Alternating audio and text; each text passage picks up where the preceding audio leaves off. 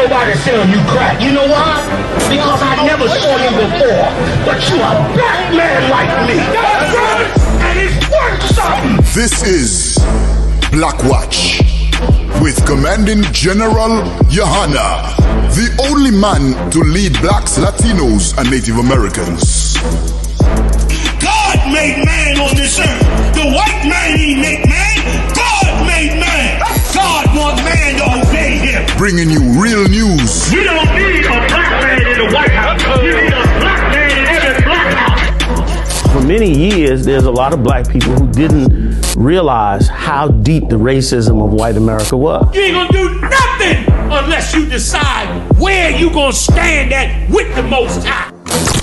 This station is now the ultimate power in the universe. Righteous solutions to issues plaguing our nation. Boy, you better wake up and see the power that is within blacks, Latinos, and Native Indians. Join us every Monday from 9 to 11 p.m. BLACKWATCH. Let the show begin.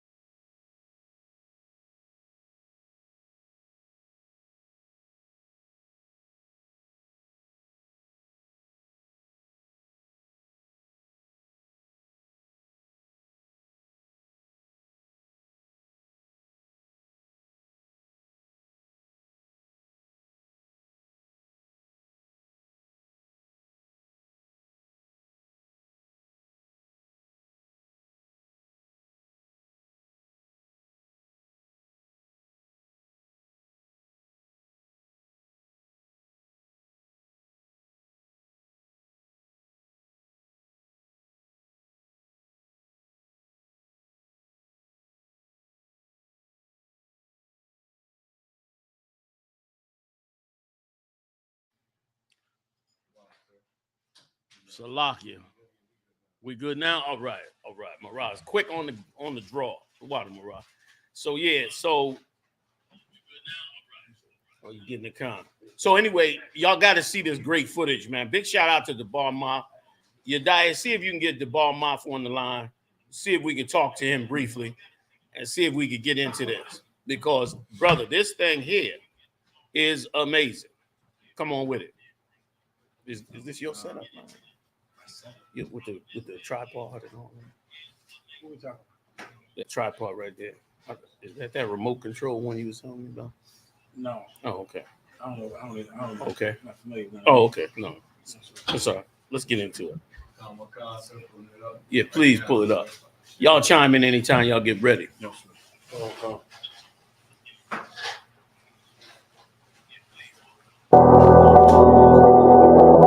I got you.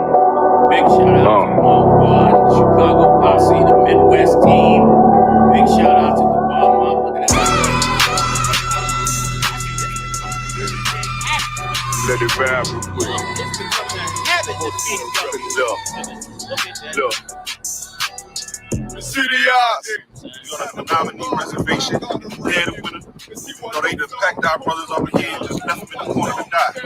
That is not acceptable to Commander Gen.YAHANNA. You know what I'm saying? Big shout out to Officer 1000, a Rumble One for supplying his truck. We had so many rations, so many things. We hope to give it all away today. We don't want to go home with anything.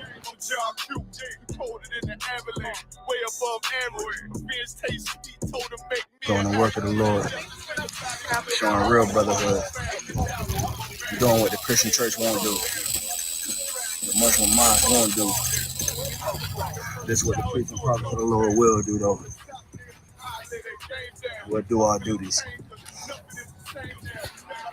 How important is it that our faces are seen? to our brothers and sisters out I think that's an excellent question, because this is the most important thing in the world. Not only do they want to paint difference between blacks, Latinos, and Native American Indians, but they want to paint us as enemies. They want to paint the black man as our enemy. They want to paint the Hispanic man and woman and child as our enemy.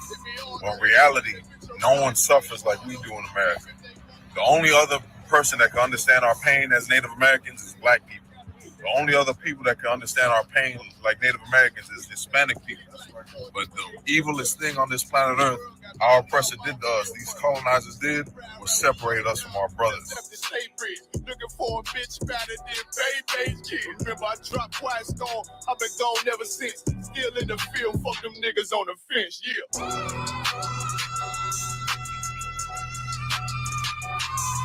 Long little Christ, sir. Hey, Shalom, Lord Christ. Hey, Slugger, sir, if I could right now, you got a lot of people behind you getting close or whatnot. If you could you explain what's going on right now, sir? Hey, what's going on is, for the second year, we are out here on the Menominee Reservation, enforced by the authority of Commander GEN.YAHANNA and I.S.U.P.K.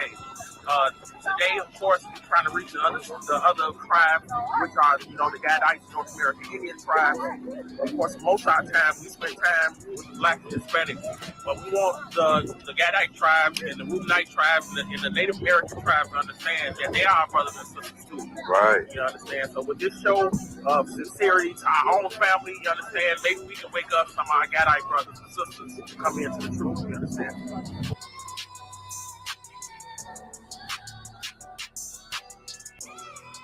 Long little Christ, sir. Long little Christ. Hey, Slugger, sir, if I could. So we're at the rest right now. So what exactly are we doing?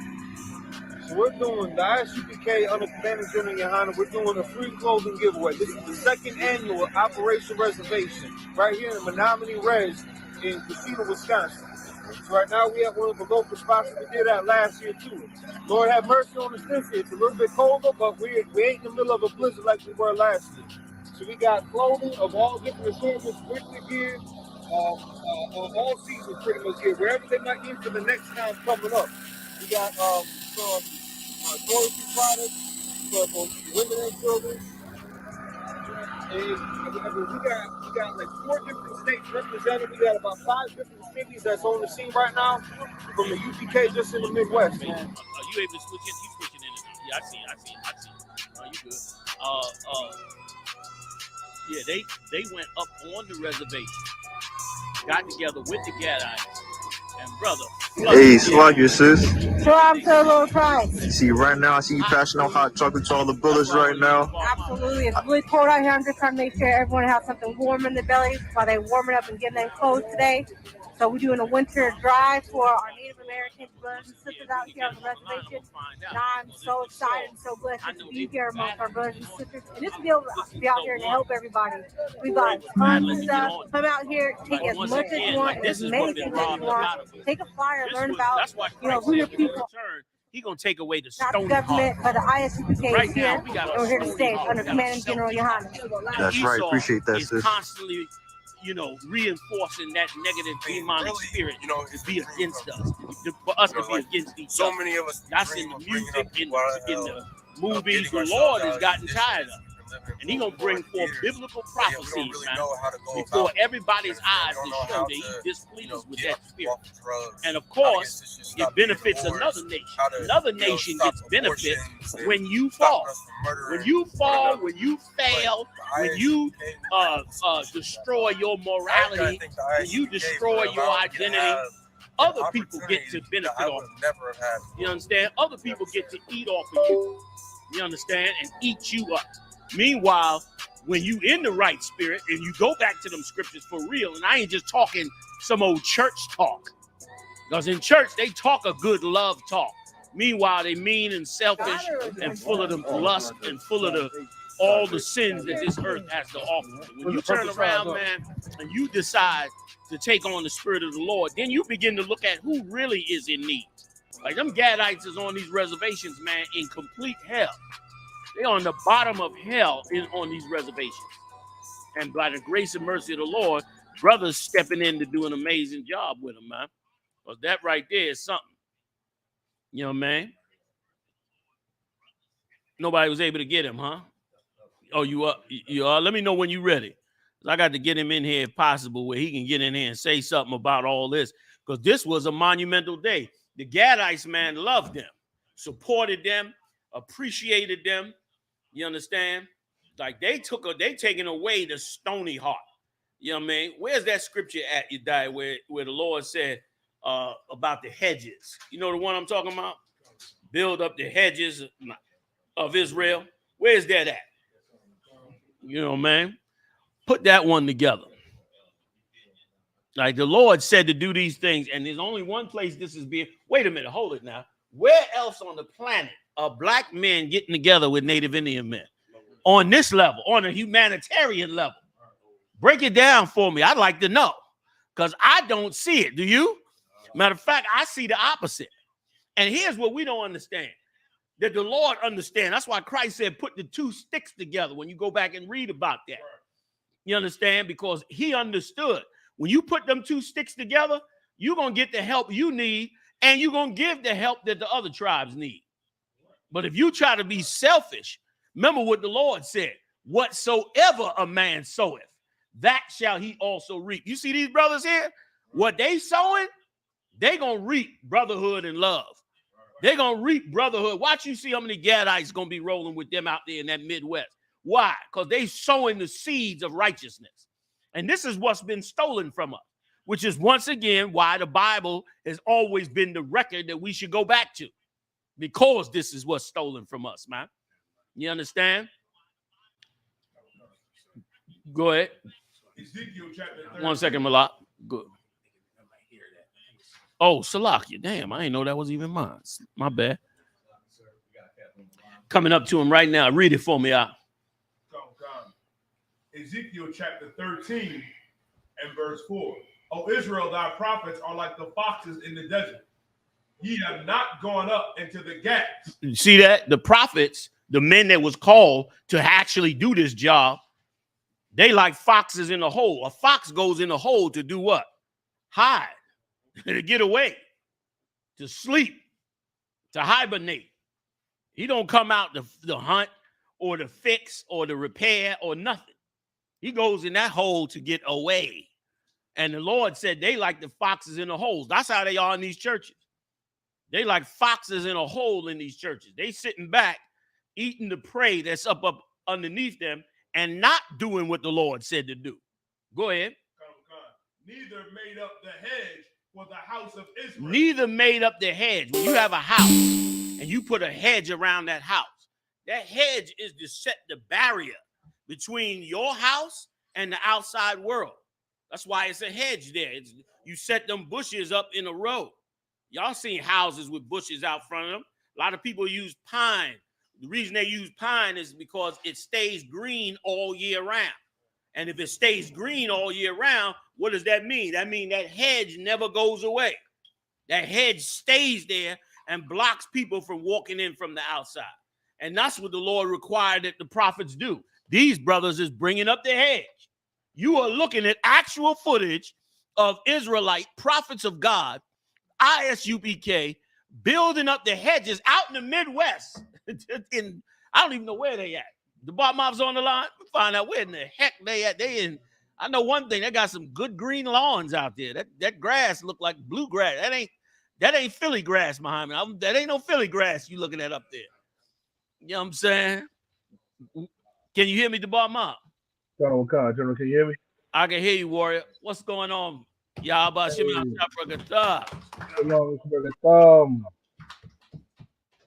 Tell me about this footage I'm looking at here. Huh? Oh, General Khan, sir. Back to you. So yeah, where we were is at the Menominee Tribal Reservation.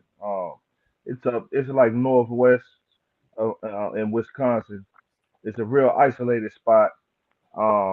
It's where the sister Narakapath, the wife of Officer Amungabard, is from. And Khan General, this has been amazing. You know what I'm saying, and helping us get this done. But go ahead, the Bartmoff. Khan. So where we are is at the Menominee Reservation. We went up there. It's the second time we went up there. We was able to avoid a blizzard for sure this time. but definitely the hawk was out. Um, we went up there this time, General. We went up there with a truckload of just clothes and winter provisions. And when I say we had it, when I say we had boxes upon boxes upon boxes, big boxes full to the brim, and we left with none of them. You left what? We left with none of them. We were able to give away everything, man. Now see, they can criticize the UPK all they want.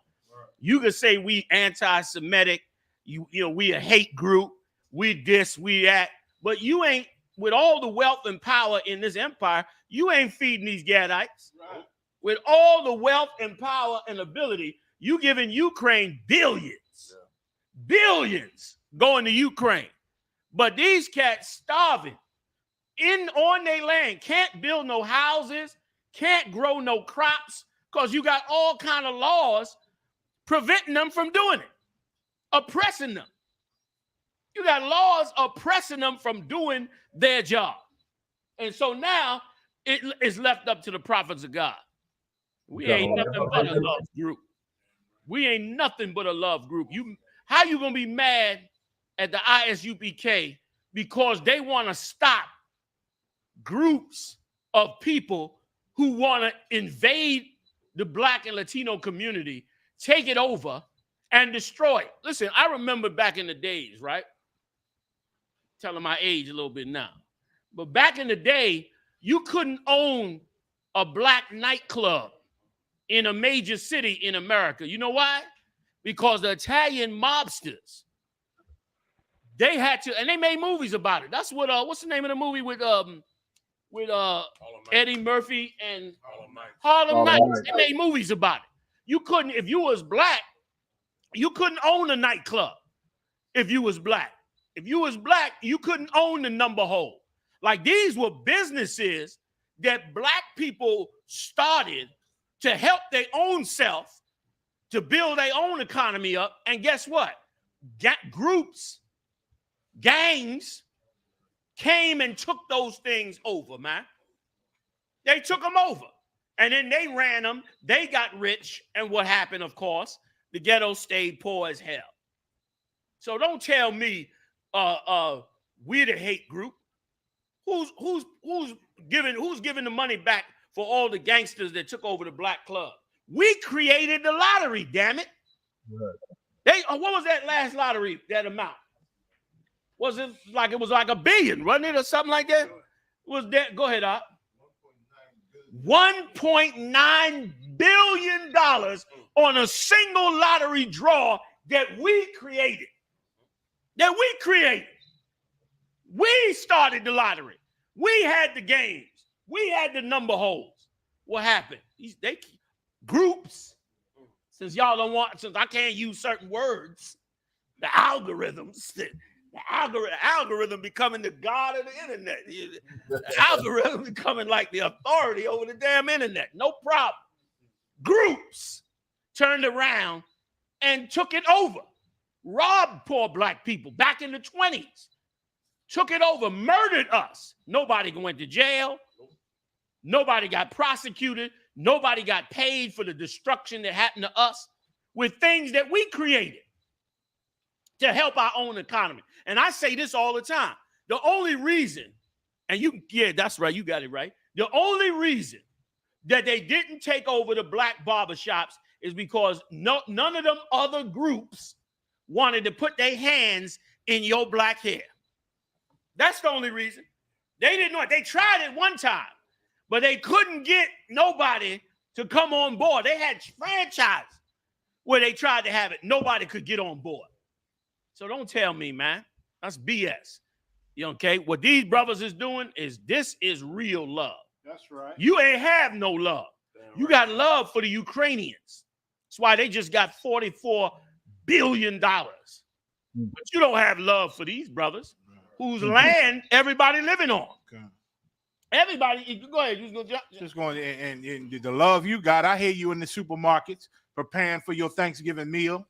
this week. I hear you running crazy. Supermarket packed, General. You go up in there and they just, oh my God, I got to get my greens and I got to get the head of black women. They getting ready to cook up a storm. You understand? Ain't nobody thinking about our brothers and what this holiday means to them and how they starving on these reservations, but Commander General Yohanna and the ISUPK. Hey, and all the brothers and sisters, go ahead, General. That's it, sir. And all the brothers and sisters in the ISUPK. Like how ironic is that? Like this, right? Let me tell you something right here. The ISUPK, I'm gonna tell you prophecy. The ISUPK is going to provoke God, not us. You ain't gotta worry about us, but we're gonna provoke the Lord. You're gonna make God angry. You're gonna make God so angry that he is going to turn on you. He is going to bring hell down on you because of the evil you're doing. And that's, General, you brought out such a heavy point. They getting ready to celebrate a holiday. Like they call us a hate group, right? Try to say that we're a hate group. But you about to celebrate a holiday that consists of killing the North American Indians. You're going to celebrate it on top of their head 250 years later. Like they never existed. Like they never suffered. Not once did you ever go and say, well, what is the state of the North American Indian whose land this belongs to? What is their state on Thanksgiving? And that's why they don't like none of that critical race theory. Because if you go into critical race theory, which is why I say you shouldn't even bother teaching them it. Because if you go into critical race theory, you'd have to criticize the mass murder and slaughter, the chemical warfare with smallpox. Yeah. You understand? The biological warfare. So lock it, the bar mouth. I'm coming back to you now. You'd have to recognize how much evil was done to these brothers. But learning the truth by the bar mouth and them brothers in Milwaukee, teaching them brothers the truth about the Lord instead of going to get a turkey at the supermarket, brother, they are bringing truckloads of things to these brothers. The bar mouth, I didn't mean to cut you off. Please get back in. No sweat, General. At the water, what you said was heavy. Like that whole idea of Thanksgiving and everything like that. These brothers and sisters came up and told us how much they despise Thanksgiving. They hate Thanksgiving because of what happened. They also it was at least 6 brothers and sisters that came up there wearing shields. And I've never met them a day in my life. They came up there wearing shields, saying that they know that we are the chosen people of God. And that all happens because of what we've been doing in the Israelite School EPK for over half a century. And big up to you, Commander General Yohanna, you know what I'm saying, for giving us the authority to go out here and just take ground. And that's what we're doing. And when I say take ground, General, I mean people to come and just set up shop and do what nobody ever would ever do. And this is better than singing. This is a better protest than singing or marching. And the people understand it. The people received it, you know what I'm saying, with open arms. We were able to serve over 100 people there. And when I say people, I mean, Salaki, families. These brothers and sisters were being able to go back, come back, grab this, grab that. And it's all because, and I want to say, Barakatah Yahweh Yahweh Shah, because if it wasn't for the Lord, I don't think anybody can ever make it out there. This was definitely, in my opinion, one of the most giving things we could have done to our brother Gad. And when I say these brothers are waking up and becoming more aware of what's going on, I mean, especially to have a powerful Gadite like Officer Karyash out there. They didn't know what the hell they was looking at when they seen Officer Karyash. To me, he is the chief. You know what I'm saying? So when they came up there and saw him, that brother was instrumental in what it, like, I mean, the brother was able to deal with all the families. He was able to talk to them. He was setting up interviews, and they looked at this brother as a leader, and I love it. I love to sit back and watch that. And I want to give a big shout out to all the brothers and sisters that came out there, General, if I may. From all the brothers, all the sisters, even the young girls that was out there helping, serving. It was amazing. It was an amazing experience, and the water to you, you know what I'm saying, for allowing us to be able to go up there, and we doing it again. A Most High in Christ. Now, the bar mob, I see some white stuff on the ground. Is that cause of the mountain? What is that white stuff down there? General, that's snow, sir. I know that's snow, goddammit. I know that got snow up there. I just wanted everybody else to know. I wanted you to say it so everybody else know that you out there in the snow feeding these brothers and sisters and putting clothes on them out. And let me tell you something. If it was really, if there was any level of justice and they really went into the lives of these brothers and sisters right now, it would be a horror show you would find out that's going on the reservation. And in case black people don't understand it, if you're going to be just, be just. Now imagine this for a second. Imagine there is a holiday celebrating the great wealth of slavery. Like we was knocking down statues last summer, right or wrong. Black people was tearing down statues, burning the Confederate flag, mad as hell that the South had slavery. Now imagine if it was a national holiday to celebrate slavery. Imagine if white people got together and pulled out a turkey and cranberry sauce and said how wonderful it was that we had slavery going on. Well, that's what this is. That's what Thanksgiving is. Thanksgiving is a celebration of the slaughter of the North American Indian. And you call us a hate group. Everybody that's celebrating Thanksgiving next weekend, you are anti-Semite. You are anti-Semitic if you celebrating Thanksgiving. Because the Gadites are descendants of Semites, Shemites, proper term. You understand? And you celebrating their death, you anti-Semitic, man. That's right. And not only that, for all the other nations. For all the other nations that say, you know, the I.S.U.P.K is anti-Semitic, what about your racism to celebrate Thanksgiving when it comes to these brothers and sisters? And I'm talking from all over the world. Muslims getting turkeys too. You think they not? Them sisters in there with the keema on their head getting turkeys right up out it, especially with the discount. I'm up in the Giant the other day. They full garb with the full mask on, 2 turkeys in the cart. Thanksgiving turkeys. So don't act like it ain't going on. Forget about you Christians. You worship in the religion of these people anyway. You understand? So what about that? Wait a minute. The group that we can't mention, they having turkey too. They ain't even supposed to believe in the damn turkey. They getting free turkeys and having turkey dinner on Thanksgiving also. Now let's talk about some real anti-Semitic treatment. Let's talk about some real racism. Now, once again, how you gonna call, what's that term they say? How you gonna call the kettle black or something like that? Pot calling kettle black. The pot calling the kettle black. Like how you gonna say that when look what's going on? And nobody can't say nothing about it. Like you get a free pass to be racist, but you don't, but nobody can bring it out and say what's really going on. I'm a sidebar with one small thing. I ain't gonna go into it. I'm a sidebar with one small thing. They just had a big story to hit CNN, right? It just hit CNN.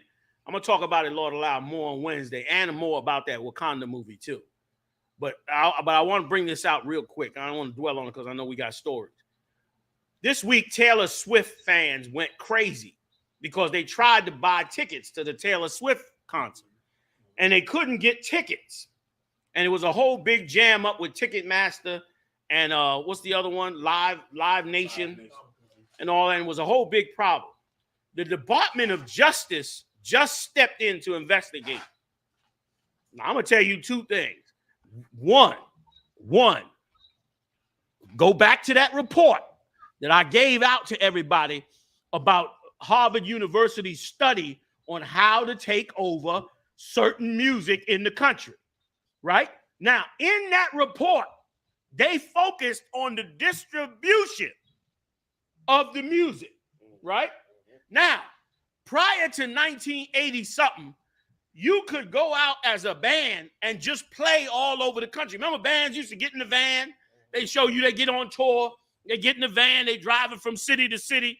Now, you got to book your tours through Ticketmaster and Live Nation. So if they want or don't want you to get tickets sold, they control the whole operation. Now, I ain't going to tell you who's running it. I know I don't need to tell you who's running both of them, who founded them, who the CEOs are, who worked with the same report to set it up. And you want to hear something real evil. Not only that, they got friends. And guess what their friends have?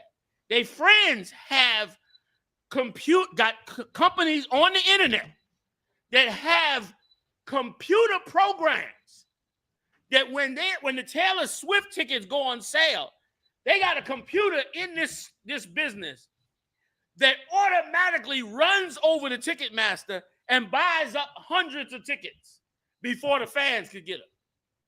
And then guess what they do? They hold the tickets till they get close to the concert. Then they put them back to sale for like $5,000. And that's why the fans is tripping. They've been doing this since the late 80s, early 90s. Once again, it come out the same report, same people. If the Lord, and I pray he do this, man. Once again, if you're a man or a woman that love the truth, that just want to know, I'm a curious Negro. I grew up on the 20th floor. Let me tell you something. I grew up on the 20th floor, real high. And right across from me was an airport. I'm sidebarring. I'm coming back. Right across from me is an airport. But I used to see the stars in the sky. And then I used to see the planes come right over my head.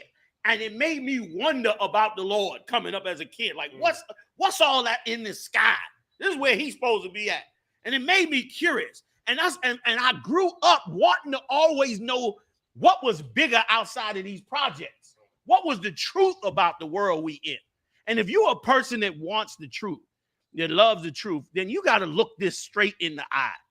Brother, they controlling your whole damn world. Your whole existence. The clothes on your back, the underwear you wear, the food you like, they controlling it, man. And I say they, I mean various groups. I don't need to say much more than that. Various groups are controlling. You was gonna say, go ahead, Joe. And that whole, fight against critical race theory. Yeah. That's so you can't uncover all these things that the general's bringing out.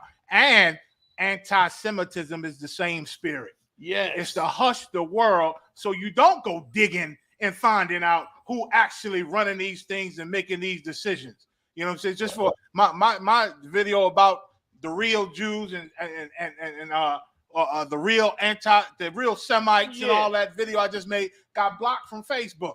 I said, damn, I'm trying to download it to maybe reconstruct it. They said because of NBC copyright. But I look up and find out who runs NBC. They say they sister groups and all these other big mega groups, Comcast, and there's one devil sitting at the top. To see how I'm out on my show, slide. John, you do your thing. You know what I'm saying? But he runs it all and pulling the strings with every goddamn body. So like Dave Chappelle said, Slakia, like we've been saying since 1969. It ain't hard. It ain't crazy to think that maybe they do run everything. Right. It ain't insane. You know what I mean? And it ain't and it's and the they, you know what I'm talking about. Right. That's where we going with it, Mike. Damn right. That's where we going with it. That's right.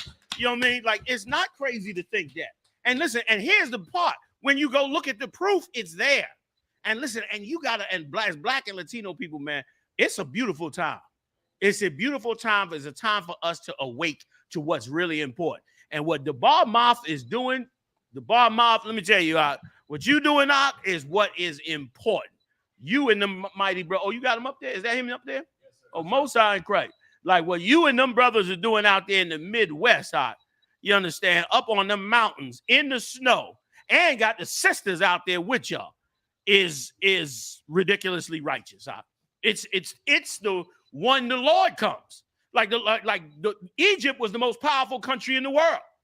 The Lord came and destroyed Egypt and freed the poorest people in the world, which were them Hebrews working in them mud pits, making bricks for Pharaoh. That's who the Lord came for. He didn't come for the great and powerful. He came for the suffering and the poor. And brother, what y'all doing, you doing the thing the Holy Spirit called for. And again, black people need to see it. We need to see that if not for all the fighting we did, Thanksgiving there'd be another Thanksgiving, man, for what happened to us in slavery. They just got rid of the Redskins team. When was it, you died? Like last year.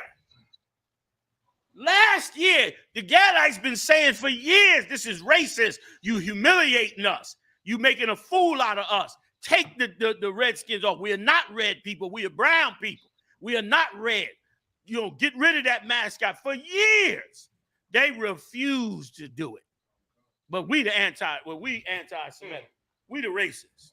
We the ones on law. Why isn't the Washington Redskins? Why wasn't they on the Southern Poverty Law Center list of hate groups?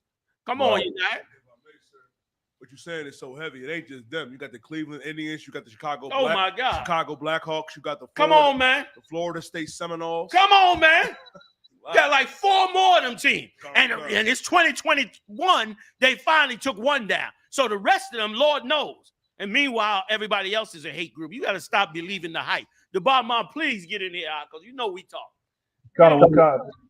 If I could, man, you said something so heavy, General. Earlier, like what we doing. I'm trying to find many ways that I could do to help provoke the Lord to come back and help us. As a people, we so need it, because like the things that we're seeing with all the anti-Semitism and how they move so quickly for the LGBT, and it's so many people just have so many rights here, and so many people that just fight for them, and we have nobody except for the Israelite School of Universal Practical Knowledge, which is everything to me. So whenever I could get out there and put my boots on the ground with these mighty men that's been raised up underneath your rank, General, it's an honor. You know what I'm saying? And yes, that's snow on the ground. That is snow on the ground. And you know what I'm saying? Like, but I almost got checked to high holy hell, but you know, I'm gonna try to you know, get it out there next time in a maybe before the winter breaks, before the time breaks. But I think we came right on time right there, General. And you know, it's just you know, ain't really no words. I'm speechless, because to be able to get out here and do that. And I wanna say big up to the brother Officer Rumawan who supplied this truck, General. You know what I'm saying? Like, this truck was it was a game changer. It was a game changer. And that helped us go out there and do this. We had hot chocolate flowing, we had the music going. I mean, we was playing Captain Akkad out there. They were like, "Who is this?" I mean, it was wonderful. It was damn near like a mini feast we had out there. It was wonderful. In the snow. Go ahead, Joe. Hey, the bar mouth. I'm slightly jealous of you, brother. I'm slightly jealous, because I know it had to feel good to be out there. That's a little piece of the kingdom, man. To be out there with them Gadites and seeing the love they giving you for the love y'all showed them, man. Yes, it's a beautiful thing, brother. I'm jealous of you. Damn right, Maya. And if I could, Maya, just to add to the whole picture, listen, we're hated in this place. God. We're hated for the color of our skin, have been hated for 400 years. And here's what's so beautiful about what he's doing. This is how you get love. Because the man you've been trying to get love from, he's giving it to the Ukrainians. Right. Like, he ain't giving it to you. He's giving it to the Ukrainians. What's so beautiful is, as a human being, we're social creatures. And social creatures want to be social, want to be loved, want to be cherished. That's our human nature. We know how to turn it off to be warriors, but it ain't our natural nature. You don't want, how many of you want a woman that never hug you, never kiss you, never say nothing kind to you, that's as hard and masculine as a man? You don't want that. You understand? And how many women want a man that never touch them, never kiss them, never hug them? It's human nature to be social. That's human nature. And we have been here so many years, we have gone cold. And like the scripture said, a stony heart. And now, like you said, Maya, I'm jealous too, because why can't that? Now we know where to go get love from. We've been trying to get love from the other nations. We've been trying to mimic them, dress like them, take on their gods. We've been trying to do all that for them. Well, guess what? We're going to stop doing that. Now we're going to do it for the brothers who really need it. And guess what? We'll receive love from them. We'll receive love from them brothers, man. And the bottom off, you know, I know you. From the day you came up in here as a young man. And you know, I know where you come from in them streets of Chicago. And I know, I ain't going to say, but I know the scary man you used to be before you came in this truth. And to see you out there zealous about feeding Gadites in the snow is nothing less than a goddamn miracle. Excuse my French. It's nothing less than a miracle. And you're not going to tell me. Let me tell you something if I could. This is for everybody. When I see you brothers do stuff like this, you are proof. You are a constant reinforcement and proof to me that everything we ever learned was a stinking lie. Because I see where y'all come from. Y'all come from some places, like for just a small part. This brother right here, get into conflicts and he end the conflict. We had to move him out the state so he would not end several conflicts. Because that's the kind of cat this cat right here was coming up. We had to order him out the state because he was going to handle whatever came his way in the state. We had to get him out and move him all the way into the next state just to stop him from going back and dealing with some of the evil that was coming his way. And as a result, look at the man he became, leading men onto a North American reservation and feeding and clothing and housing brothers and sisters that he don't even know, taking their love as opposed to seeking the love that y'all seeking in them churches, in the mosques, in them East Indian temples, trying to worship the gods of these different people. Like, that's where you get it from. That's where you add to yourself from. That's where you find your self-worth from. By coming back to the Most High, the law, statutes, and commandments, and putting back on you what you built from, man. Like, that is nothing short of a miracle what you doing out there. And for young men, these ain't old heads. These is not old heads. These ain't some old broken men apologize. These ain't cats that been in jail 30 years. Not that there's nothing wrong with the old head. Listen, I gets it in. I ain't got no proclivities about getting it on. You understand? Or if a brother been in the penitentiary and he come out and decide he want to do good, there's nothing wrong with that. But these is young men. Young men that could have been successful in a different world, heard this truth, examined it for themselves, and realized, you know what? This is the right thing. I got biblical proof that what this cat is saying is true. And it ain't a lie. Cats come up to me all the time, man, how you raise up so many men like that? I tell them all the time, I didn't raise them up. I just showed them the truth. The Lord raised them up. Most High said, one man planteth, another man watereth, but the Most High give the increase. And the Lord came back behind that and said, let every man be convinced in his own mind. When you sit down and these brothers break these scriptures down to you and show you what it is that these scriptures is saying, and you look at it for yourself, you know whether or not somebody lying to you. You ain't stupid. These cats in the street swifter than they could be. They know when somebody BSing them. And look at the work this brother done did because of the great works being done up in here, man. Yeah, right, you understand?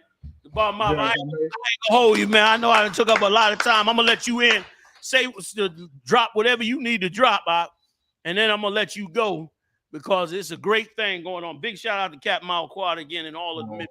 Go ahead, you got it. And that's exactly what I wanted to say right there, General. Big shout out to Captain Quad.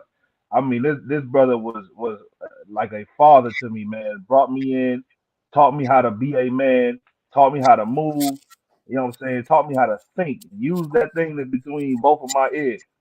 And at the end of the day, you know what I'm saying, it's because of what he was able to rub onto my shoulders. I was able to, you know what I'm saying, damn right, muster up the courage to do this thing.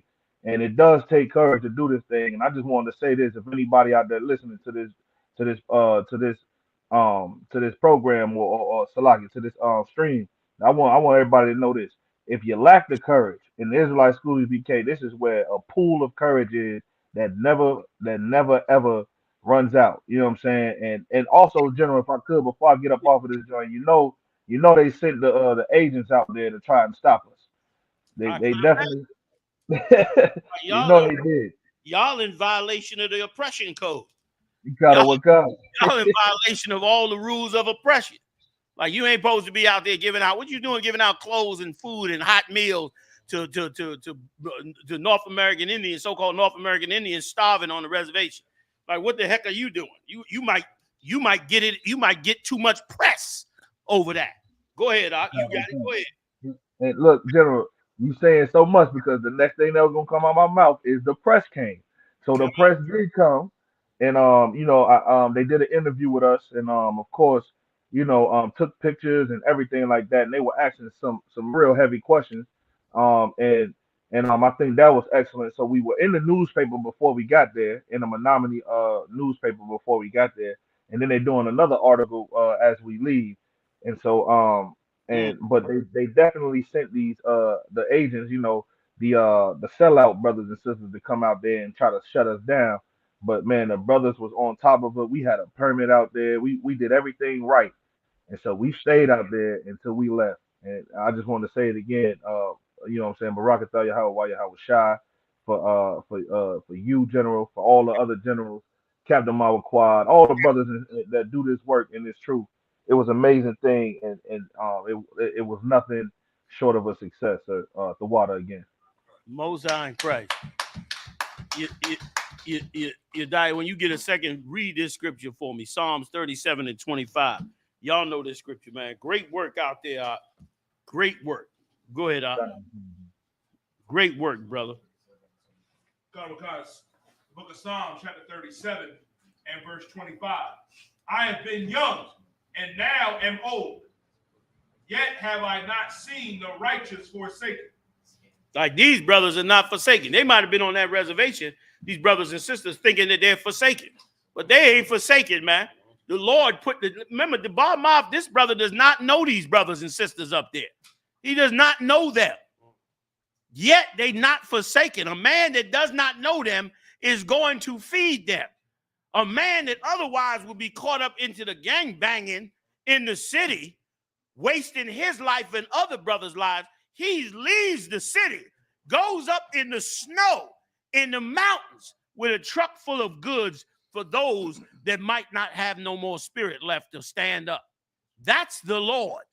That's the Most High. Salaki, I'm running long. Finish this one for me. Nor his seed begging bread. Nor his seed begging bread.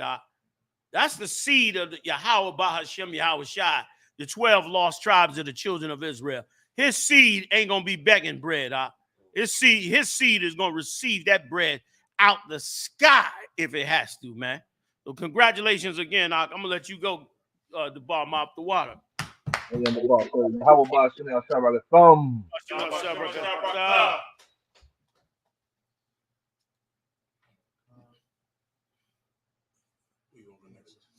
It's up to y'all. Talking to the woman that was beaten by the transgender.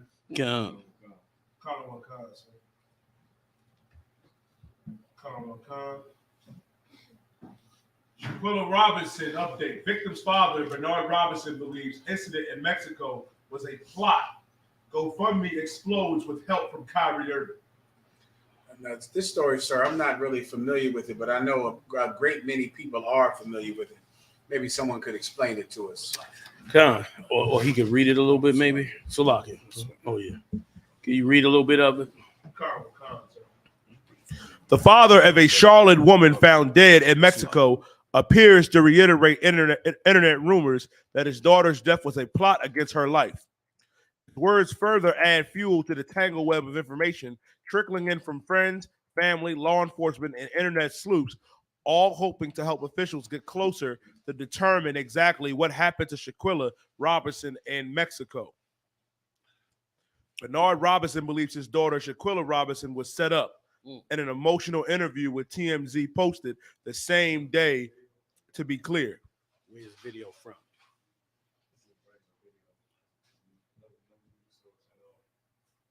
Where'd you get it from? Take it. If I could, sir, what I was told what happened, I looked into a little bit of it. This sister had met some people who knew him for a few years, a couple of years she knew them, right? And they went on a trip to Mexico. And the second day is when she ended up being dead. And they killed her. She got into a fight with two people. I think they had the video circling all around social media, right? And what they saying is that the one woman she fought, or alleged woman, was she was an LGBTQ member, she was a transgender. It was the first person she fought, and And they snatched out of the bed while she was naked. Right there, you can tell. So this person right here is a physical man. LGBT, come. Yes. They snatched out the bed, naked. You're going to have to pass that part right there, Mara. Can we play it? You want to pass on playing it? She's naked. I mean, for her own dignity. I thought you were okay, talking. I got you. Come. And here's the kicker, General. All of them came back. They used her card. They used her credit card, spent up like tens of thousands of dollars on her credit card. They come back from Mexico to America, went and sat with the mom, cried with the mom, and all disappeared. Can't find none of them right now. They all somewhere hiding. So, Haas, what are people? The black people are very interested in this story. I know that. Yeah, what are they saying about it? Like, what is their issue with the story? They're saying that it's such a shame what happened to her and how they did what they did. So they got something coming to them for what they did and different things that they did. And they're very upset over what happened to her. It's like an uproar. But are they saying anything about a person who was born a man dressing like a woman beating her up? Does anybody even comment on that part of the story? No, I haven't really heard much about her being a transgender, beating up stuff that she was a transgender. I haven't heard people crying and complaining about that part there. It is the fact that she got beat up twice and they came home alive. One of the stories too is that her boyfriend was in on the beating too as well. You die? Conor McCon, sir, what General Haas Ayan is bringing out, sir, is heavy because that's the consensus on Twitter. Everybody on Israel is talking about it because it's trending. They feel as though the sister was set up and other videos separate from this one. You know what I mean? And some of the text that was sent out that was talking about, well, she should have fought back. But there's not really. She is fighting back. She trying to survive. Conor McCon, sir. Okay, explain this part to me. Of course, I don't know people in the world, right? But are people in the world, are you allowed to be a physical man who is a transgender? Are you allowed to beat up a woman as if you're a woman? Is that accepted? Because, of course, a man hitting a woman is not accepted by society. But if you are a transgender woman, are you allowed to fight women? Concert, because in the UFC, they allow it. Now, that is wild. Marah. So you telling me, okay. So everybody, okay. Hold on. It's for sure cuckoo, General. I'm trying to get it. Okay, so no one considers, even though they know that this is born a man, physically he has the muscles, bone structure, of a man. But he believes he's a woman. So is he allowed to beat a woman up? Because really it's two girls fighting. Since he identifies as a girl, he can beat a girl up. Do people accept that like it's two girls fighting? You die. Comic-Con, they accept it, sir, because even though the sisters were complaining, saying how come the men didn't stop it, nobody brought out the fact that this is a grown man fighting a sister. So then are you telling me that a fringe benefit of becoming a transgender man is the ability to beat up women? Comic-Con. So a transgender man can fight a woman. And no one will ever say, how dare you? That's wrong. You're bigger than her. You're a man. You shouldn't be doing that. So if he identifies as a woman, he can beat up another woman. He can beat up a woman even though he was born a man. And if he put on pants and grew a beard, he would go to jail. But if he puts on a dress, he can beat a woman to death. He can just beat her up and no one will even, because you realize what that means. Okay, people who are watching it are saying he should have done something about it, right? But why would you do something about it if it's two women fighting? You understand? If it's two women fighting, then the men back up and let the girls fight. But one of the girls has muscles and is 6 feet tall and is beating the death out of this little woman, but you can't interfere because it's two women. So then a man dressed like a woman is allowed to beat another woman up, and no one considers it wrong because he identifies as a woman. I would like someone in the chat room who is in the world to just give me the premise, to make me understand it, to just make me understand, to make me understand how this isn't wrong. And won't you find a lot of gay men or transsexual men who will take advantage of this fact? Like, won't they all just, the same way that men get angry, all of the domestic violence issues, men get angry, and some men who are drinking and who have no self-control, they want to smack a woman in the face. They want to punch her, but they can't do it because they're men. Won't transsexual men take advantage of the fact that society lets them beat up women? And even if someone is in the room, no one will even pull you off of her because it's a girl fight. Amazing. So a man who's standing there, who otherwise would jump in and say, don't hit her like that. If you dress like a woman, even a man will let you beat a woman like a man beats a woman, like domestic violence. Someone in the chat room, someone who is not in the UPK, make me understand it. Explain to me how this is right, like how this helps the cause of the LGBTQ cause. Like, how does this push your agenda forward to let gay men beat up women? And women, don't you even care? Don't you even care at all that gay men feel they have the right to beat you because they identify as women? Aren't you a little upset? Don't you even care at all that he is allowed to beat you? And a man, oh my God, because the head up, Haas, the man who's filming, he can't even jump in. General, the man who's filming, you should hear his voice. But you understand he can't jump in. Because it's two females fighting. Because it's two females fighting. And if he jumped in and he hit the man, guess what he would be doing? Assault. He would be hitting the woman. Yeah. Because if he jumps in and says, get off of her, he would be assaulting a woman. And remember, men can't hit women. So he can't even interfere. He has to stand there and film. And he has to say, fight back, because he can't jump in. Because if he jumps in, he will hit a woman who was born a man. So that means this girl has no defense of. She's physically incapable of beating the transgender because he was born a man and he's bigger and stronger. And the transgender has no mercy on her. Why? Because he's a girl too. And we're just two bitches fighting. And the men watching can't help her because they can't hit the woman dressed like the man dressed like a woman. That girl is going to die. And she did. And she died. That, you know what killed this woman? This is what killed this woman. What killed this woman is political correctness. Political correctness killed this girl because who in the hell can even jump in? Who can do anything about it? You have to watch it because you can't hit a transgender. A man can't hit it. Maybe if it was another girl there, a girl could have jumped in and tried to fight the transgender.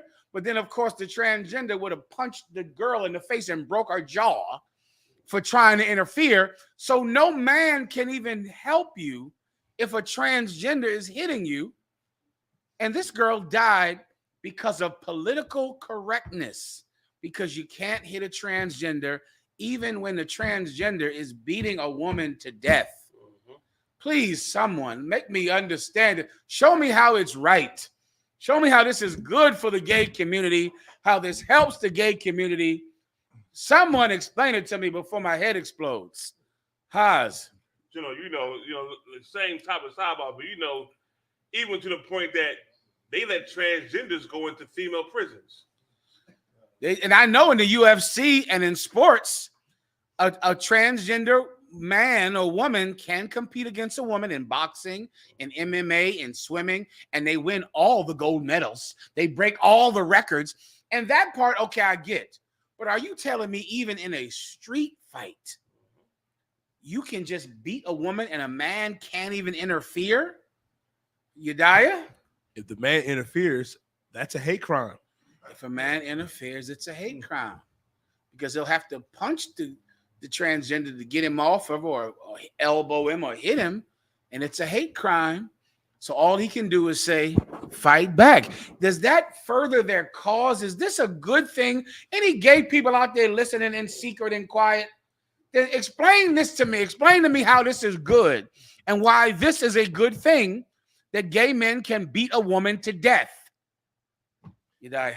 Anything else? And it just I need explained also the many shows I've seen or them reality shows where the transgender arguing with some man, and then he rip off that wig and say, "I'm still a man. I will knock you out." So I thought it was known that they can't really beat women because they are still men, and they know they still men. What I thought, but this now changing. I'm wondering, like you, General, is this the new thing now? You know what I'm saying? The political correctness. Well, let me tell you something. America hates women, Huck. America hates women. And you women better start to wake up to it or you'll all be dead.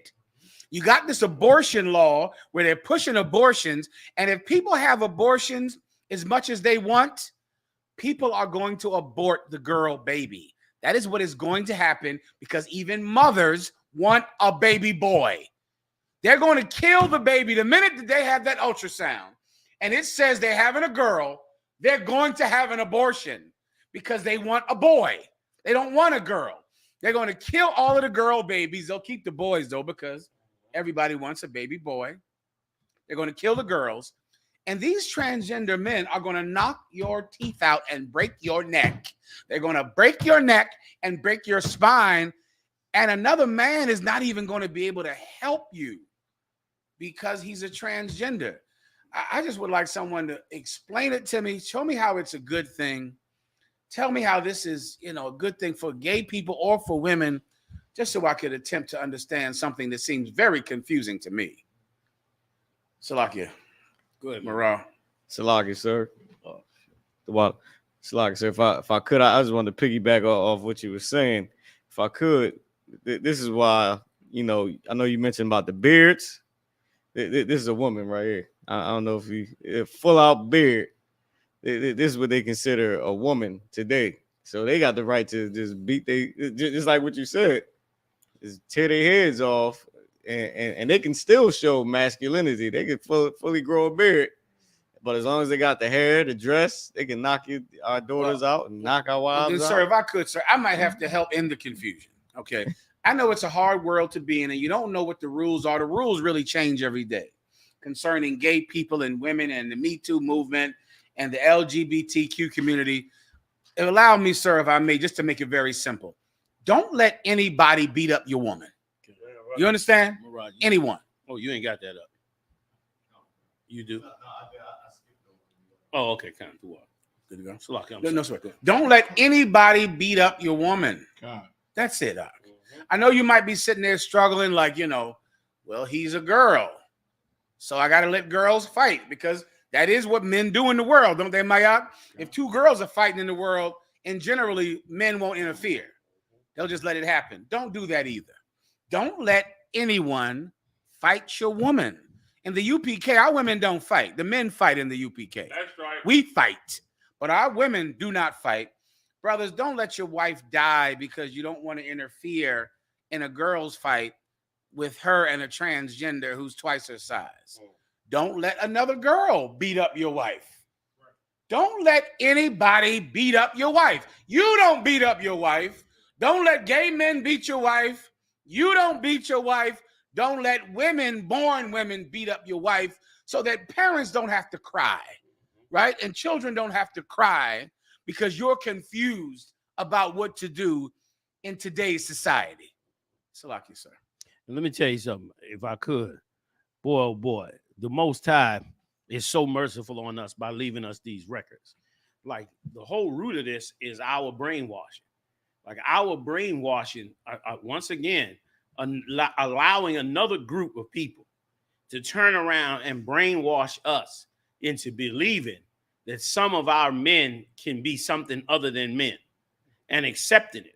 And it has to be a hell of a level of ignorance for our sisters to go on vacation to another country with a group of men, with some in that group of men believing that they're women. Like, once again, before the 60s, I think before 64, that kind of lifestyle was considered a mental illness. It wasn't until after the 60s, I want to say 71, that the psychologists rewrote the books to say that that's not a mental illness.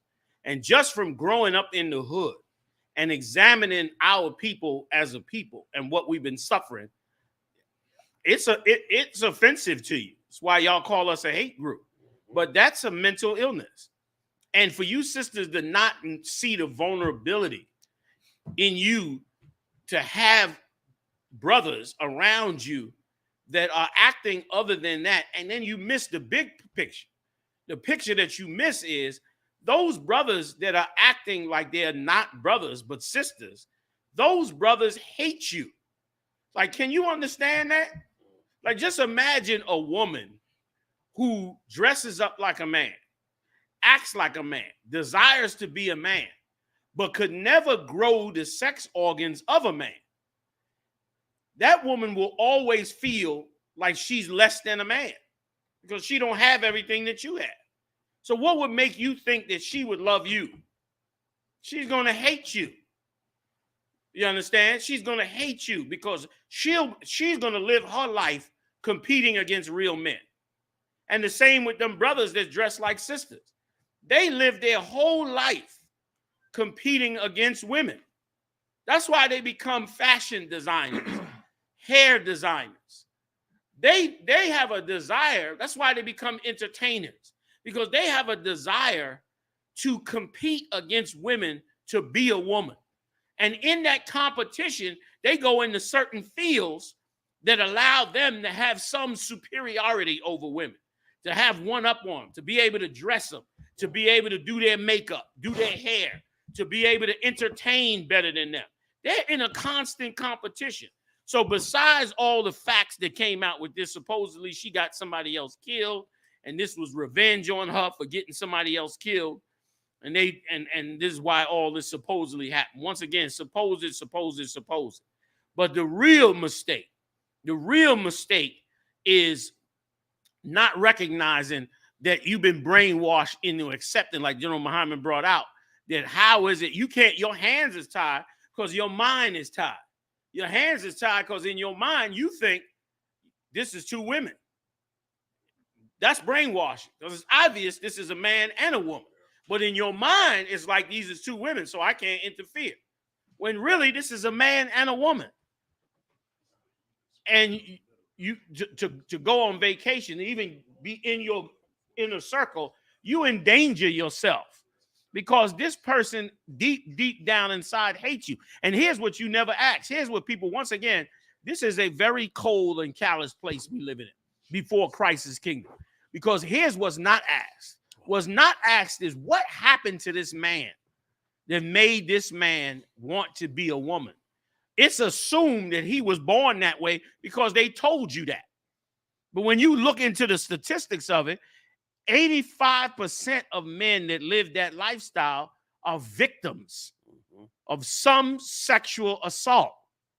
Now, you don't know what repercussions come from that sexual assault, and you under the ignorant idea that this person who's been sexually assaulted is not going to have some anger or retribution or some desire to harm you. To harm you because you represent what they want to be because of the pain that they suffer. Because of the horrible, horrible pain that they suffer. I mean, to take a man and to assault that man and the pain be so horrifying that that man begins to believe that the only way he could relieve that pain and to be a functional part of society, he must accept that he now is a woman. He must accept it. So he dressed like one, put on clothes like one. He tried to be as much like one as he could. So now, guess what's standing in the way? You standing in the way of him transitioning to something he could never be. You in the way. Because without him being able to transition in his mind, it means he got to go back to that painful place, which is ridiculous, man. And instead of us getting the help that brothers need coming up And again, not having no fathers there to see anything like that and step in like fathers do and crush it. Not having that is why we in these situations. Coupled with the fact that at this point, after everything that has happened in the last 6 months, after everybody now is finding out that certain groups control all the music, certain groups control all the television, certain groups control everything that's going on around us, you would think that we should be aware of anything that we are being pushed, that's being pushed on us in society. And that goes with our sexual orientation also. Like, we didn't decide this sexual orientation. We didn't decide this. This came up upon us in around 2012 heavy. It was always around, but it was pushed into the forefront around 2012. And we don't say to ourselves, what is the story with this? And let me tell you something. When I see sisters and brothers out on the street like that, and I see them brothers like that, I fear for them sisters. I be worried, like, she don't understand. And we know it, especially one thing about speaking on the street, y'all know this. Speaking on the street has been an excellent tool to understanding social behavior. Like, we understand social behavior from being out on that street so much and teaching and bringing up controversial topics and seeing the response of brothers and sisters in them topics. And we begin to see that many of them brothers that's in that mindset, they in that mindset, man, trying to be something they could never be. And it is infuriating them that a female is even in the circle. They'll let her in the circle, but they'll hate her while she's in the circle. And if you look at that tape, and we ain't going to play it, but you look at that tape, it is a vicious, vicious anger and hatred that brother has for that sister. You know what I mean? Like a normal, men beat women up all the time. And it's wrong, period. But men don't beat up a woman like this and beat her to death. That's rare. And when it happens, it's like a rare situation. And it's almost always based on a relationship. This ain't based on no relationship. And again, the more attractive you are, the more they gonna hate you. Give me the scripture on confusion. What's the one I'm looking for, y'all? Where the Lord said it'll be your confusion. Your trusting in Egypt shall be your confusion. Come on, I'm looking for it, General. Give me what you got. Sound right. General, if I could, before they get it, come. If I could, to back up on what you're saying, after she first attacked this sister, she stepped back and said, I'm tired of your shit. Which is just reinforcing what you said, the hatred they got against her. 30-3. Go ahead. She was like, I'm tired of your shit. I'm tired of your shit. After she done already insulted her the first time. But it's reiterating what you said about the hatred that they had for the sisters. And many of these, I was just going to add to what you were saying. Many of these brothers have pent up hatred for years. And why wouldn't they? Why wouldn't they when you was 12 or 10 or 5, 3, whatever? And some fool then tried to, assault you. You're going to have some anger without a family, without a father, without therapy, without people that goddamn care about you. Now, this guy got to grow up, competing against women, trying to dress like them, put wigs on like them, trying to, walk out in the street like them, fighting for rights for him because he believed that this is something that's actually real. When it's something, then he going to be full of anger and hate you for it. And brother, we should wake up and see it. Give me that scripture. Was that it? Give me that scripture, because this scripture right here fits this bill. This scripture right here, this scripture fits this bill well. Go ahead. You might want to go above it. What does 29 match with it as well? I mean, 2, second verse, or no? Wakan. Take what you can. Wakan. Isaiah chapter 30 and verse 1. Woe to the rebellious children. See that? We rebelling, man. We know that these are men, but we rebelling against it. Why? Because the government say you can't say nothing. But they another one. You can't criticize. You cannot criticize. You cannot say that if brothers take up this lifestyle, it damages the family structure, which is needed to increase us as a people. 20 million black babies wiped out since the 70s in the abortion clinics. And we pushing, instead of pushing have a family, instead of pushing how to make marriages perfect so that we could have children, so we don't have to wipe out 20 million again in the next 50 years. Instead of us pushing that, we push and make sure that these brothers that want to dress other than brothers, make sure they got all the rights to do whatever they want to do. Nobody can touch them, down to what you brought out, down to if they get in a fight with another woman, don't you get in. It's two women. You better, if you get in, you are not treating them like a woman. So you have to not do that. Stay out. It's insane, man. It's insane. And it's a complete breakdown of Black and Latino society. Maybe Esau can stand. He's, 85% of the population. You 15% and drop it. You 15% and drop it quickly. And meanwhile, you are 64% of the abortions in America. That's from a breakdown of family structure, man. You understand? You got to come up against that. Go ahead, break it down for me, out. Khan, say of the Lord that take counsel, but not of me. Right. Our counsel come from religious leaders who are really from Esau, preachers who say they for that lifestyle, who have that brothers in that kind of psychological damage sitting in their church like it's normal. Like this is some normal stuff when it is not normal. It's not normal. Men have certain hormones. Women have certain hormones. When them chemicals get out of balance because you taking drugs to be something else, then you start to believe you something else. You understand? Like every Black man from young, you should go to the doctor. When you go to the doctor, you should ask that doctor, what is your testosterone level? And if that doctor say your testosterone level is low, you better get some medicine, man. Get you some medicine, man, and bring that testosterone back up. I ain't saying get on the whole thing. You don't got to get the gear, but you can get stuff. He got all kind of stuff to bring you back up, because that means your chemicals in your body are not where they should be as a man. You know what I mean? Like we worry about other illnesses and other problems, but do we worry about making sure we are fully, you know what I'm saying, who we supposed to be? That's where you should be at. And the same with a sister. Should be doing the same thing. Like you should guard over your masculinity, and a sister should guard over her femininity. You should recognize that you're a woman. You should recognize you're not strong enough as a man. You should recognize that it's not normal for a man to be around you that's acting like a woman. A lot of you like to laugh at their jokes. You think they're cute and funny, but they are very, very angry. Yeah.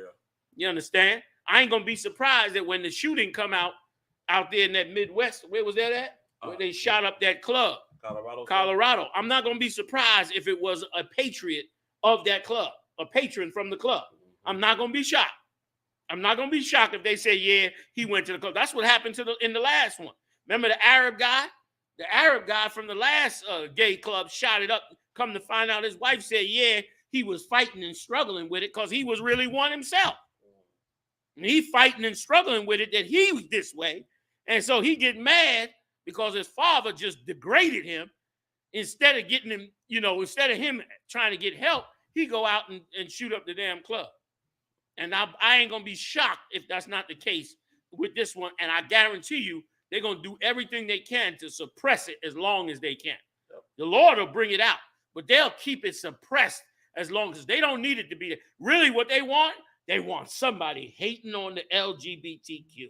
That's what they want. They would love some white supremacist. Oh, man.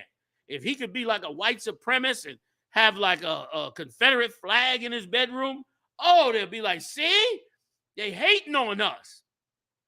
But they don't want it to come out if it's one of them. You know what I mean? Because these brothers and sisters are damaged, And the empire has made it as comfortable as possible for them to avoid getting the help that they need. It has done everything it can to make it acceptable. I'm sorry. Go ahead, Khan. And that covered with a covering, but not of my spirit. Not covered with the covering of the Lord's spirit. The Lord don't like that spirit. The Lord do not like that. The scripture said an effeminate man will not enter in the kingdom of heaven. Right or wrong? That's what the scriptures say. So the Lord don't like that vibe. This is God's word, which we all now finding out is the true mark of what life should be. We've been fools to think that it wasn't. We tried to dismiss this book. Listen, not only did we dismiss the book, we dismissed our own identity in the book. Now the Lord making it come back out again on a grandiose scale. The prophets always knew. Like the Lord ain't with that spirit. That's not his covering. And it's a shame what happened to this sister, man. Go ahead, Doc. And if she did set somebody up to get killed, she should have went to prison. Can I say one thing Please. if I could, sir? And if I could, this goes back to what you were saying earlier. This is so hateful to women, and society is setting up an atmosphere to get women killed with Wakanda Forever. Yep. And the Woman King. Yep. You black women out there, if you think that you are making some type of strides with the Woman King and the Black Panther Forever, this empire is setting you up for men never to look at you as something to be protected again. That's right. And that's what this will lead to. This will lead to men not considering you something delicate and small, something that needs to be protected, something that a man needs to make safe. Men will look at you like someone who can take a punch, who can fight back, which is really, if everyone just faces why this story is so evil, here's the real reason, sir, that this story is so evil. Because this is a girl. And that's why this story is shocking everyone. And no one wants to say it because people see men fight all the time. People see men get in fights. No one feels the thing that you feel when a woman is being beat because she's a woman. And that thing you should not lose. That thing is precious. That thing that makes everyone feel sorry for her. That makes everyone say, damn, you shouldn't hit her like that. Yes. She shouldn't be beat like that. No one should fight her because she's a woman. Wakanda Forever is going to take that away. It's going to make every man, every transgender, every white man, every white woman, if I can even say that word, think that they don't have to be delicate with you, that you can fight for yourself. That is not what made white women conquer and their struggle. White women conquered the boardroom because they were protected. Everyone protected them. Everyone made sure they were safe. Everyone made sure no one ever harmed them. And so they got big jobs in the boardroom. And then they wrote white characters, white women into movies who beat everybody up in the movies because white women control the studio. They control the writing room and the producing room. Why? Because they were protected by white men. Because white men would hang you if you said something to them. A white man would burn down your city if someone thought you looked at a white woman. But now our women are being taught that they're strong. Here's what is more scary. Men are thinking that you're strong. That you better be afraid of.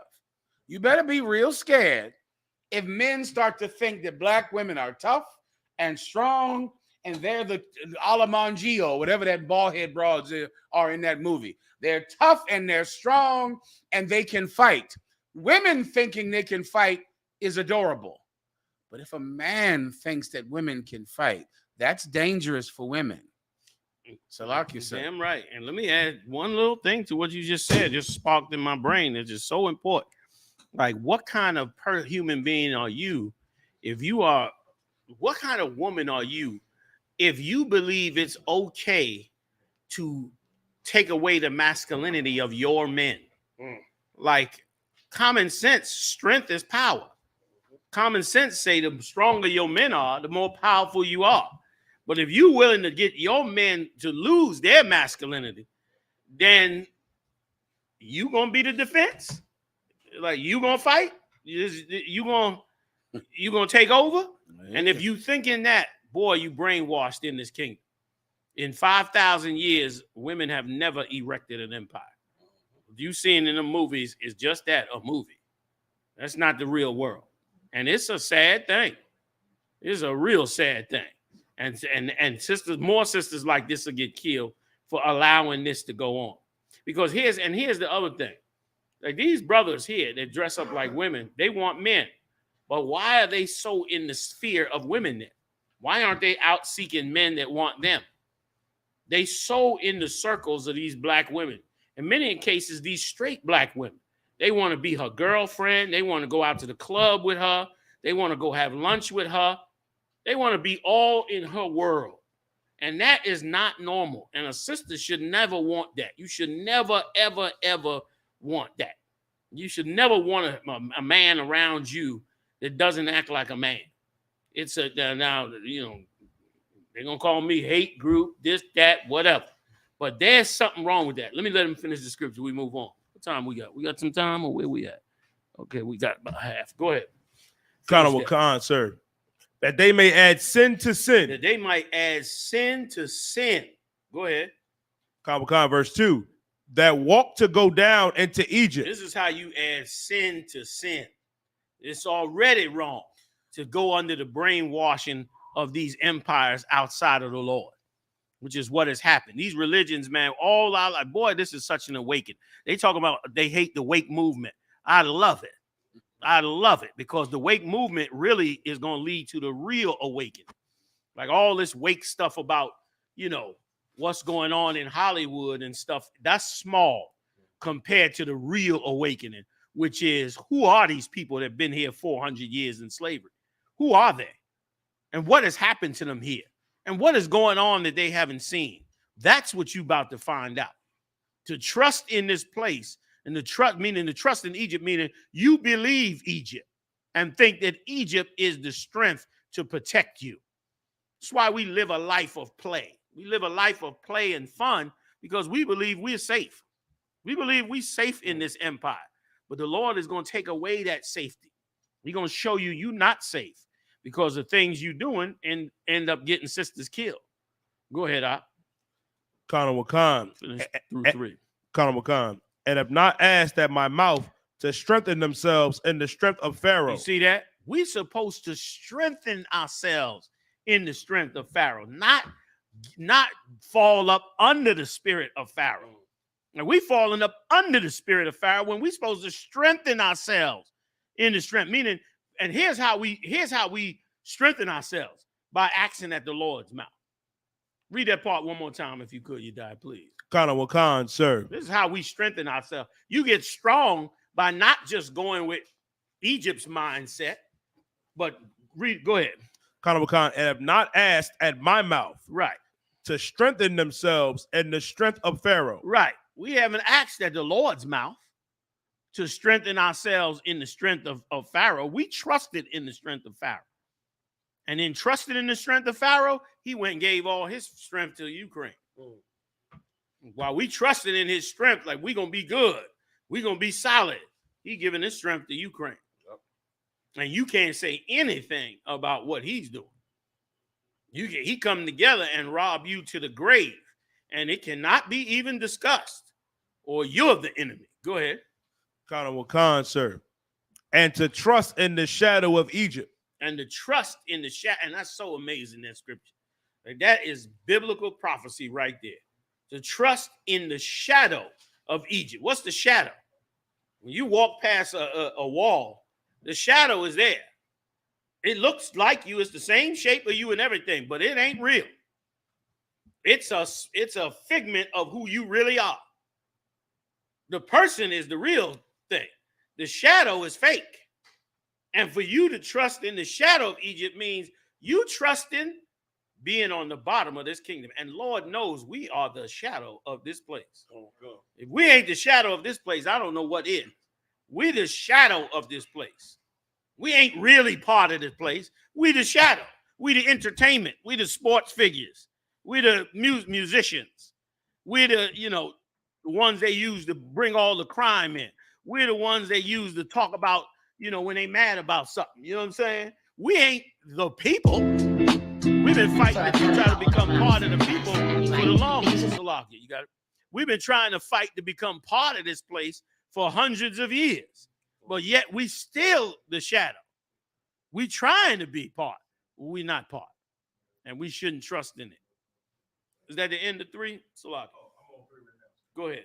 Verse 3. Therefore shall the strength of Pharaoh be your shame. This is our shame. Like a lot of our sisters gonna die because we trusting in the strength of Pharaoh. Yep. A lot of our brothers gonna die because of this. A lot of slaughter is gonna take place because we trusting that this place is going to do us right.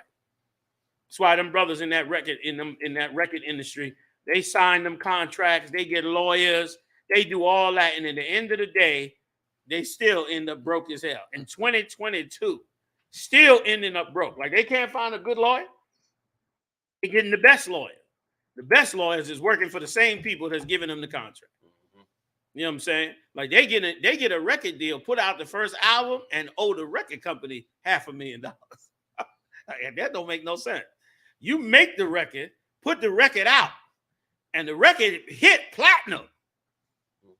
And the record company come back and say, you owe us $500,000.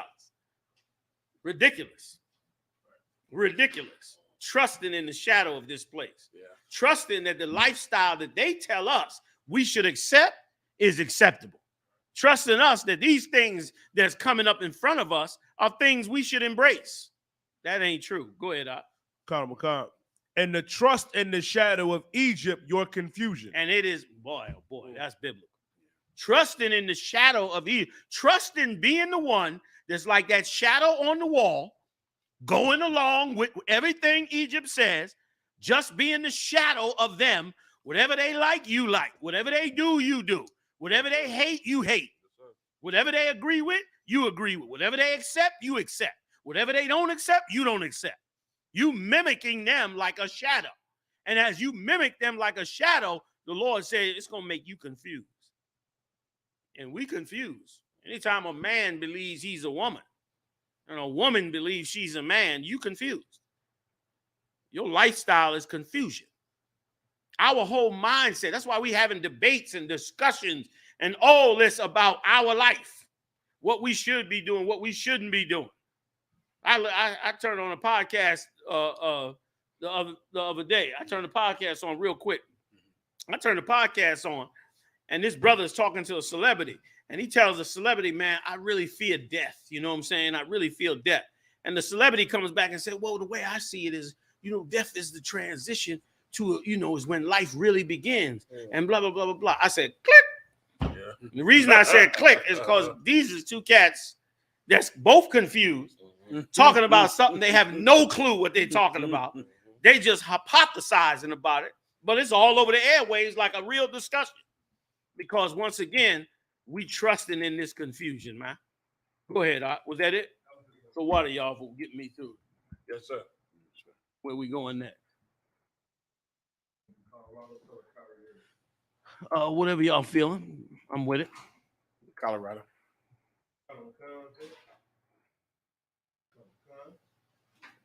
At least 5 killed after gunman opened fire at LGBTQ nightclub in Colorado Springs. You have the video of the police a year ago interacting with him. You can keep going. So you said the police interacting with the shooter a year ago? Oh, forget about it, Haas. A year and a half ago. It'll be right here. Go ahead, Haas. You got it. If we can play this, sir. I didn't double check. What we dealing with? Which one?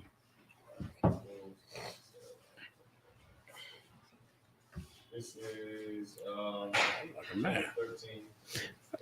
Okay, it's ABC. I'd give it a roll.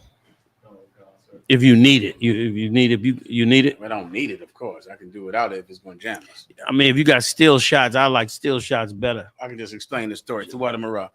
How's this? A year and a half ago, this guy barricaded himself in his home. What's his name, Yediah? I think he's 22 years old. A year and a half before this incident, he barricaded himself in his home, told his mother and the police that he had a bomb. The police evacuated the neighborhood. You understand me? The neighborhood evacuated it. He's in the house, and like every criminal for some reason nowadays, he starts live streaming him in the house. And he's on the camera and he's saying, well, the police are about to breach. If they breach, I'm going to kill every last one of them. He finally, the hostage negotiator calls him. They talk him down. He comes out the house. He doesn't have a bomb, but he has many guns. Remember, he's in Colorado, right? He gets arrested. They do not press charges because his mother won't press charges. Colorado enacted a red flag law because of Columbine and about 5 other mass shootings that have been in Colorado. So Colorado has a red flag law, which means if someone does an act that seems like they might be in danger of being a potential mass shooter, they take the guns from the person. Well, no one enacted the red flag law. He kept his guns after a hostage negotiator had to talk him out the house. He went live streaming saying he was going to kill the police if they breached his door. They did not press charges, and he kept every one of his guns. No one ever took them.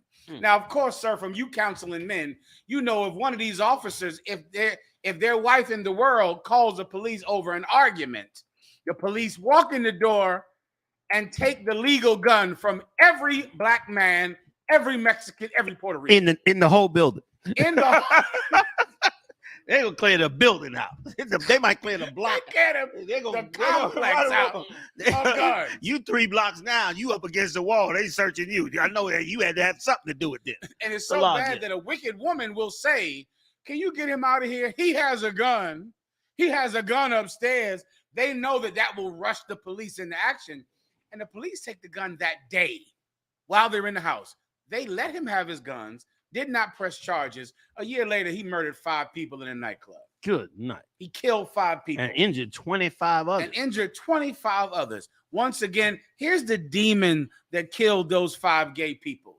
White supremacy killed those gay people. Yeah. White privilege killed those gay people. Racism killed those gay people. That's what's to blame.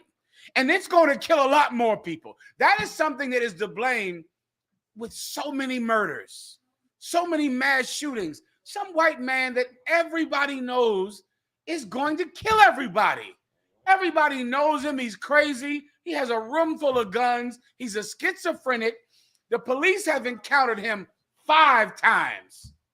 Shalom. All the police station know him. They come to his house. The mother always calls whenever he has an episode. But he's white. And he gets to keep his guns. And even if you enact a law, brother, they have a law, a law that says take guns from people who do these things. The police are still not going to enact that law. So what is the point of all of this voting and Congress to save these lives when the only way you can save a life is if a black man might do the shooting? Is if a Puerto Rican, a Mexican, a Guatemalan, a Haitian does the shooting. Otherwise, a white man will never get arrested. And I will ask this question until the Lord returns. What does a white man have to do to go to jail? You right. What does he have to do? Some court or some legal aid society should do a test and see what has to happen for a white man to go to jail. Like, what is the thing that will make you say, well, he's dangerous. He's potentially dangerous. Because as far as I can see it, sir, a white man can't get arrested if he tries. You right. Right. From Egypt to Israel said, like Jeffrey Dahmer. Jeffrey in there eating niggas, and he still ain't locked up. Jeffrey got heads and everything in there. The woman calls the police every night. I mean, 30 times.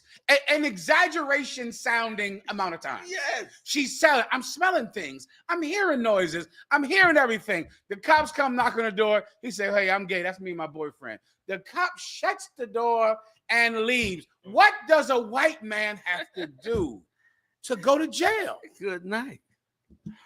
He eating people. The gay community, you have racism to blame for the loss of those lives. White supremacy, you better blame that. And that is the cause of almost every mass shooting. Almost every last one. White supremacy, the fact that the government does not want to police white people. The government refuses to interrogate white people, to question white people, to what's the word they use, the thing they do for black people all the time? Profile. Yeah. The government refuses. Police forces who have bloated budgets. The budgets of these police forces, sir, they got robots. Did you hear about that, sir? They got robots. Do you know they have dogs? Do you know they got dogs? Oh, forget about the drones house. They got a dog walking to the damn project so I can get you out of there. The brother will put the thing on the screen if you want. A robot dog in New York. A dog like in the movies. The dog costs $245,000. Forget about the training and the cat who holds the thing to control him. It's a robot dog. He's coming out the projects in New York. Has drones, training. They witnessed somebody held up in Houston 2 years ago. A black man. Look at this here. Look at this here. Look at this here. That's the projects up. Put it up there for Commander General Yohanna so you can see what's happening here. That's it. That's insane. That's police budgets in America. That's the damn dog to walk in there and get your cousin Reggie, who's selling nickel bags in a 225B. Right. And they're going to send their dog up there to run Reggie down the steps like Minority Report. Bloated budgets, laws. All of the laws they got about these mass shootings. Oh, my God, the laws. This law, that law, this law, that law. And a white man says, I'm killing all the cops. I have guns. They're never going to enact any of these laws. White supremacy killed those gay people. White supremacy. A white man can't get arrested if he tries. And Jennifer, remember that Houston, with the Houston, Tennessee. Houston. Where the cat, they came to his house, because they called said he had bombs. They ain't locked him up. No. And he blew up the whole downtown of Houston. Yes, he did. Nashville. Nashville. He said, I got bombs. He told all the cops. They left it alone. Didn't do anything about it. He blew up the whole goddamn downtown. In Houston, a black man went into some area, said he has a gun. The police department sent a robot like, who's Johnny? That's old if you don't know what I'm talking about. The Who's Johnny robot back from 5.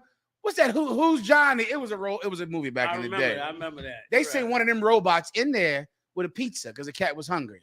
The pizza was full of C4 and just blew him up because the cops have C4. They got it. Yeah. They got a room full of C4 and robots. They dropped that bomb on the move group with it. Blew Here up we the go. whole city block. Here we go. That's back in the 80s. Well, all of those laws, all of the bombs, all of the helicopters, all of the wearing all black, and all of the tactical gear, all of the stuff they wore when they did not go help that kid, that was them children that was getting shot in Texas. And a white man still can't get arrested. And now 5 people are dead. Problem is with all those laws, General, it's not mandatory to enforce them.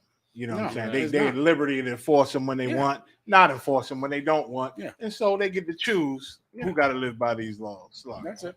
That's a fact. It's a fact. Okay. You better end white supremacy if you want to stop mass shootings. You better end white supremacy if you want to stop mass shootings because there is no other way. That's all I can say. Yeah, I'm right. Anything? I'm right. KyrieIrving, sir. That's all we got? Last one? Russian homeboys.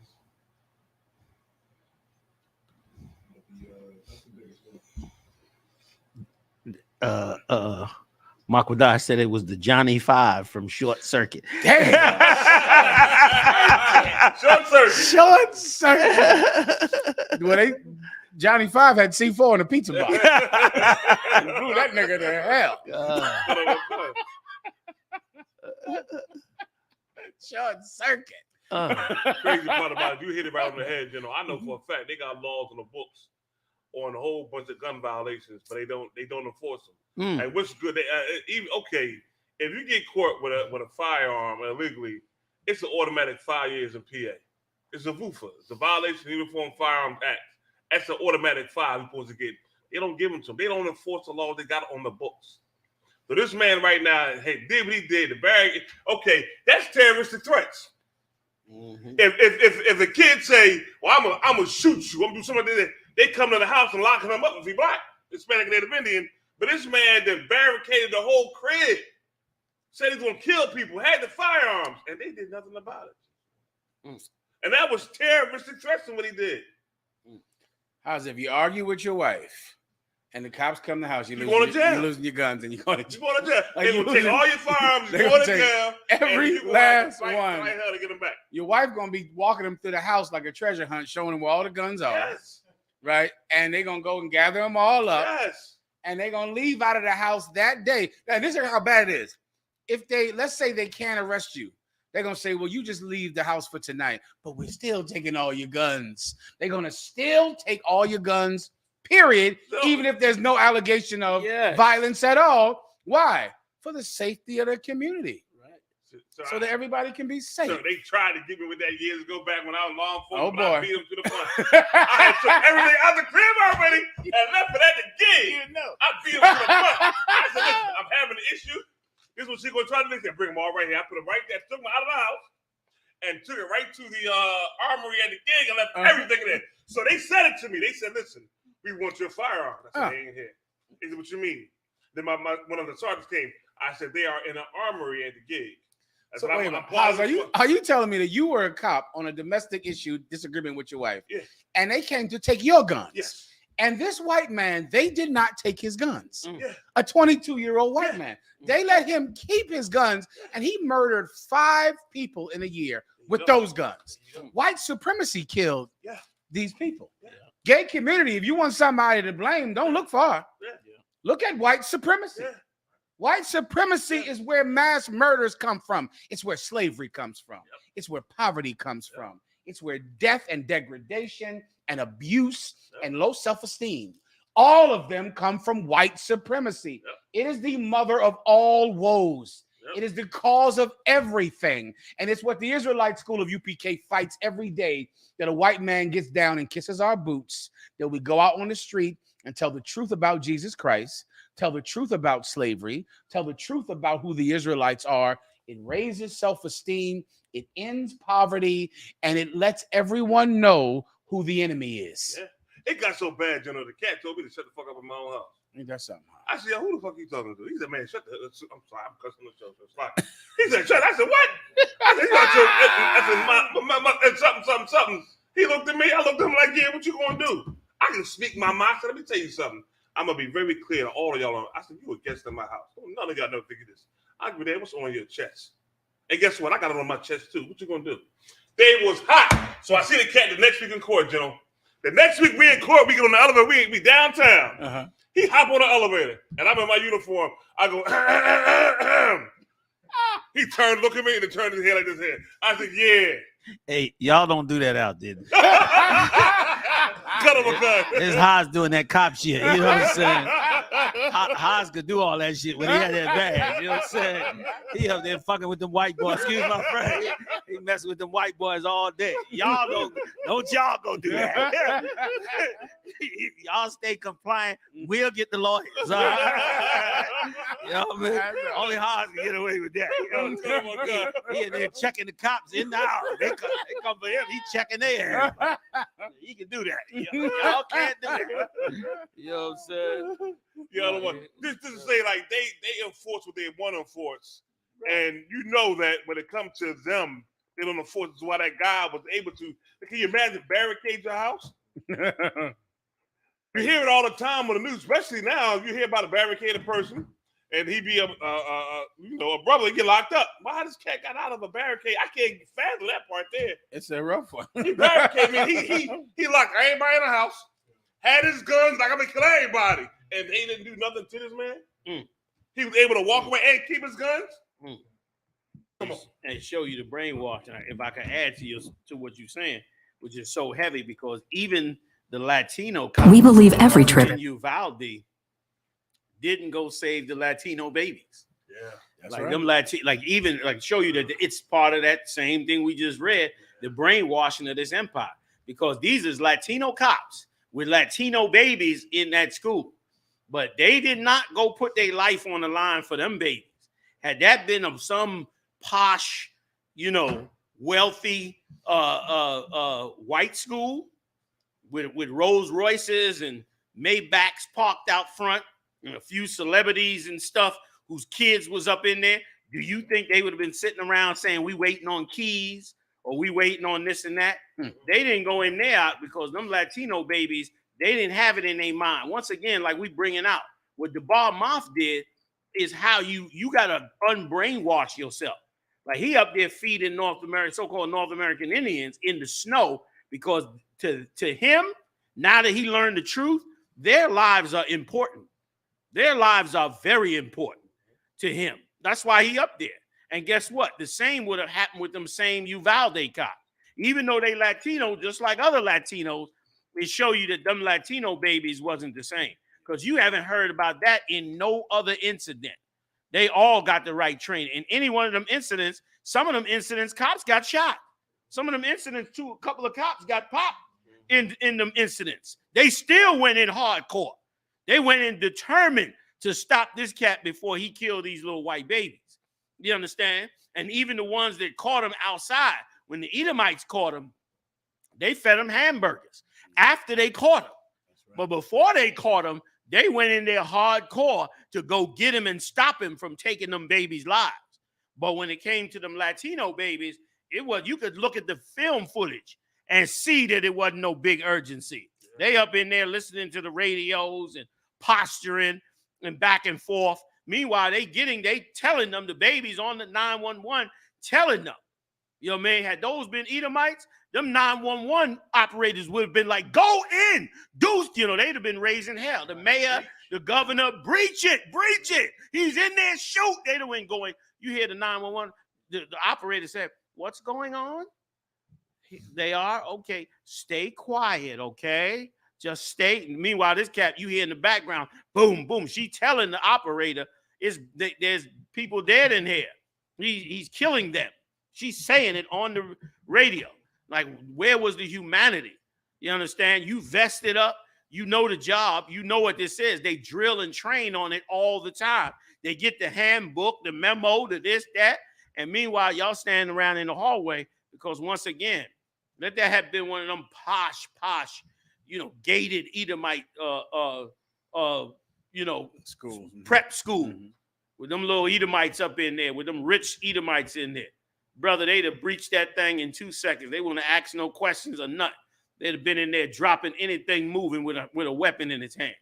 Which, once again, like you bringing out, our lives, because of the mindset we in this place, and that's why what you hear Kanye West and KyrieIrving bringing out is such an offense to the society. It's such an offense. Listen, this is what's so crazy. Black men become Muslims in America all the time. Put on the clothing of Muslims. Speak the language of the Muslims. Do you hear anybody saying, y'all anti-Muslim? How you gonna say you the Muslims? You anti-Muslim. Like, the Arabs ain't saying that. The Arabs ain't saying you anti-Muslim for trying to dress like us and talk like us and be like us. But these people here, they want it, because they so racist, they want it exclusive for them, because everybody knows the chosen people of the Lord in the Bible are exclusive. Yeah. And they want to make sure you know that this is exclusively for them and not for you. And brother, that kind of mindset is why we stay on the bottom. Why is it so hard to say it's a possibility that we could be those people? Like I brought out the other day, if I could, real quick, y'all. I know we all short on time. We're going to do one more story, right? But I got to just show this one picture that I brought out. This is their records. This ain't our records. Marat brought it out for me the other day. Matter of fact, you got the picture of it, don't you, Marat? Pull that picture up for me, and I'm going to just show it to them in the book. Y'all know this book, Pictorial History of the Jewish People. I didn't write this. This is written by two Jews. Two white Jewish people wrote this book.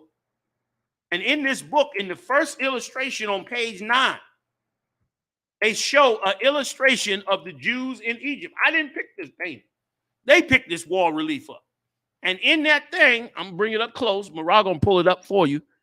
But in that thing, they depicted us as black. I didn't do this. They did this. Why is it so hard after 400 years in America to believe that it's possible that we're the same people that did 400 years in Egypt? Why is that so strange? Because in this empire, we're brainwashed to be in a position we're in. And let me tell you something, Ma, that is serious psychological warfare. Anytime somebody else decides what place in society you belong in, then you are under oppression and brainwash. How is another man or another group of people going to decide who we are in society? I thought we're supposed to decide who we are. If we say we Martians, if black people wake up tomorrow and say we are Martians from Mars, And who's to say we not? Who's to say this is America? I thought in America you could believe whatever you want to believe. Why is it a problem? Because we under serious brainwashing here. And we got to free our mind from it. Get our mind clear from this madness, man. You understand? That's why it's so controversial. If you can, real quick, there it is. You see it there to the left. Right, Salakia.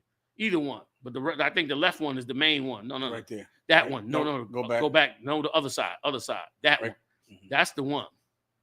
That's the one that's in this book. This is in their book. It's in their records. I didn't do this. I didn't put this out. And look at them. Look at the people as they have in the records. Give them a good shot of that if you could, Marah. There it is. I didn't put this in the records. They put it in the records.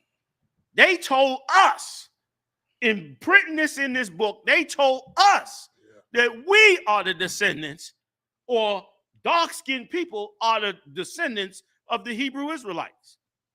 We didn't do this. They did. We knew it from studying the Bible. They gave us the archaeological proof in the tombs of Egypt. Can you get it? Oh, you got it up? We on a delay, right? They gave us the archaeological proof. Look at them brothers, man.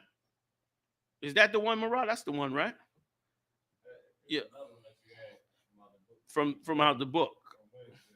Okay. Look at the braids on them brothers. Look at the afros. Back then they wore an afro, came down on your neck like a shag almost, but it was a fro. That's how they used to wear it. You know what I'm saying? Sisters with the garments on. And we doing the labor and the farming. There's the reliefs they pulled out. But meanwhile, why is it so far-fetched? That's what I don't understand. Why is it so far-fetched? Because nobody wants to accept that it could actually be a biblical prophecy. Nobody wants to accept that this could be the actual prophecy read in them scriptures who turned around, who has come to pass today. And let me tell you something. A lot of Edomites on TikTok talking about it like, I went and read it, and I couldn't believe it. One white woman, boy, was convincing. She was like, listen, y'all, I don't know. I went and read huh? That's it there. There you go. Pull it up. Oh, man, pull that up, Marah, please. The water. Look at that there. Look at that there. That's the actual relief. Now come on. Get me some Edomites out of that. Where they at? Look at that. Look at that there. That's part of it too. Both of those are part of it. Get me some. Now, those are the laborers. You see, they making bricks, right? What did it say the Israelites made? Go back to it one more time, Marah. Look at the center top. Center top where the two guys are bent over. One guy is pouring the cement. The other guy is making the framing out the bricks. You see him in the center top? The one guy is pouring out the cement with the water. You see it there? The other guy is leaning over, framing out the bricks. They making bricks.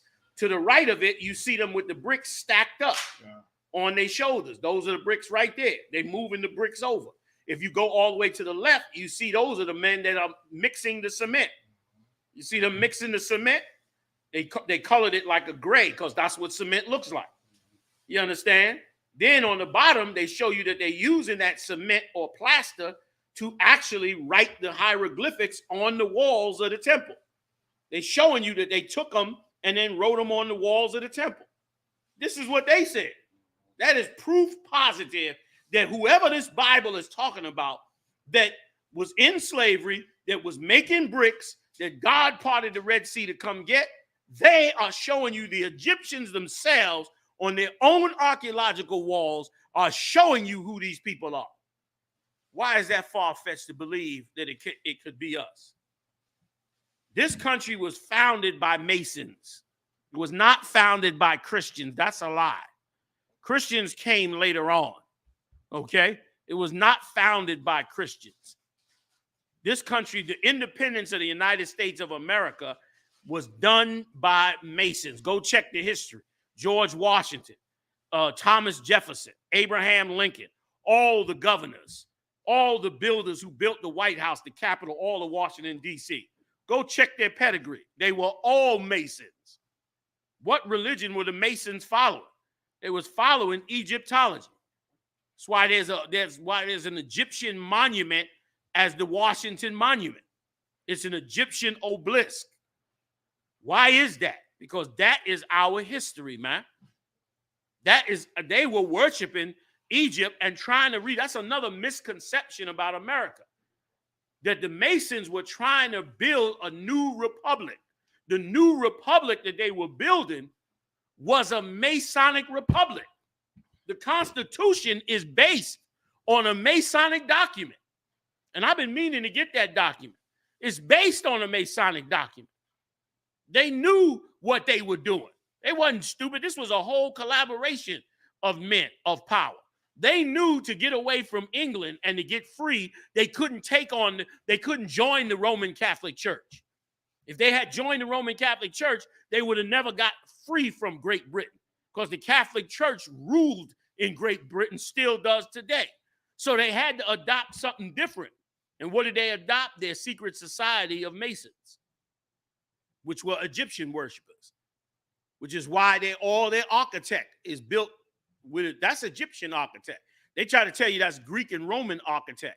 That's not Greek and Roman architect. It's Egyptian architect. If you go to Egypt and look at them ancient buildings, they look exactly like Greek buildings because they're the same. And if you go and check Greek and Roman archaeology, the Greeks and the Romans patterned their archaeology off of the Egyptians. The White House, which was designed by a French Mason, was designed off of Egyptian archaeology. And not only that, the Lincoln Memorial. The Lincoln Memorial is designed after, let me get his name right, Imhotep's temple. You go back and look at Imhotep's temple in Egypt and go look at the Lincoln Memorial, you're going to see damn near the same building. You're going to be damn near the same building. And there's a particular reason he's sitting down in that chair. So I ain't going to go too far into it, but my point being, why is that anybody that studies this and puts the archaeology, matches it to the Bible, why would it be a far-fetched to find out that, yes, these two people are the same? Certainly, we serving the exact same thing those that were in Egypt served. We're serving the same thing. So this ain't a far-fetched, man. So I know I dragged y'all on along with it, but this ain't a far leap. And why does that have to be racist when everybody is able to follow any religion they want? You know what I mean? Like y'all brought out a couple of weeks ago that you can be a furry. A furry. Mm-hmm. You can come to class and and just be a furry, and they got accepted. Mariah bought up bearded men. A woman can grow a beard and be what the hell she wants. A man can be a whole woman and beat up another woman, and they like, oh, they two women fight. All that's accepted. God. But why is it crazy to believe people, black people, Latinos, Native Indians, who have not had an identity for 400 years, why is it such a shocker that they might say, well, maybe out of all the people in the world, maybe we don't have an identity because maybe we're the greatest people in the world? Why is that such a far-fetched? And listen, and show you the racism of this empire. If black people all came together and said, yo, we are the mud hut people of the dirt balls of Africa, would nobody say, oh, no, y'all ain't supposed to be the mud people? No. Everybody would accept it. Everybody would accept it. But you turn around and say, no, we the greatest people ever walked the face of the earth. We're the people who all the religions of the world are actually following our records. We're the people of the great miracles of the parting of the Red Sea and those things. You say that, and brother, you start a firestorm. Why? Why? Because it's biblical prophecy that we are. That's our proof. I guess I got to get up out of here. Yeah. No sweat. Brothers looking at me like, when is this nigga going to end? Hey, man, I want to invite you to pay your tithes. Go to ISUPK.com and support this truth. Pay your tithes, man, and support us in the great works that we are doing. December 1st to December 4th, we will be in Las Vegas. Big shout out to the California camp, Captain Gadal Ha, and his hitters out there. We gonna rock it out with the whole West Coast, Arizona, Las Vegas, LA, San Bernardino, all them zones out there. We be getting together with all of them out there, doing it up big time, man, on the zone. Hey, Anything else I'm missing, y'all? Okay, so join that. Passover coming up. North Carolina, Raleigh. We'll get all the location and details as we go. We'll see y'all on the ground next spring. December 17th, I believe it is. Hanukkah coming up. December 17th. A Hanukkah celebration coming up. Check your calendars. Get some righteous days in. I want to thank the heavy hitters, General Muhammad. Give it up. General Micah Allah. Give it up. General Hazai Young. Give it up in the building. And Officer Marah holding it down with his team, Officer Yediah, Officer Ibar, and the various brothers and sisters that came on in and hang with us. Big shout out again to DeBar Moth and his brothers out there in the Midwest, man, doing an amazing job out there, man. Hey, man, I'll see y'all next time live on the UPK, y'all. Join us Monday, Wednesday, and Saturday also, 9 p.m. We do it up live. I'll see y'all next time. Shalom.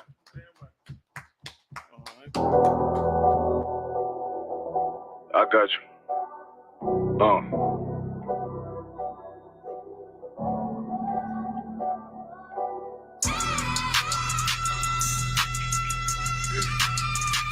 Let it vibe real quick. Look. The city eyes. You're on the Menominee Reservation. They're the winner. They just packed our brothers over here and just left them in the corner to die. That is not acceptable to Commander GEN.YAHANNA. You know what I'm saying? Big shout out to Officer 1000, a Rumble One for supplying his truck. We had so many rations, so many things. We hope to give it all away today. We don't want to go home with anything.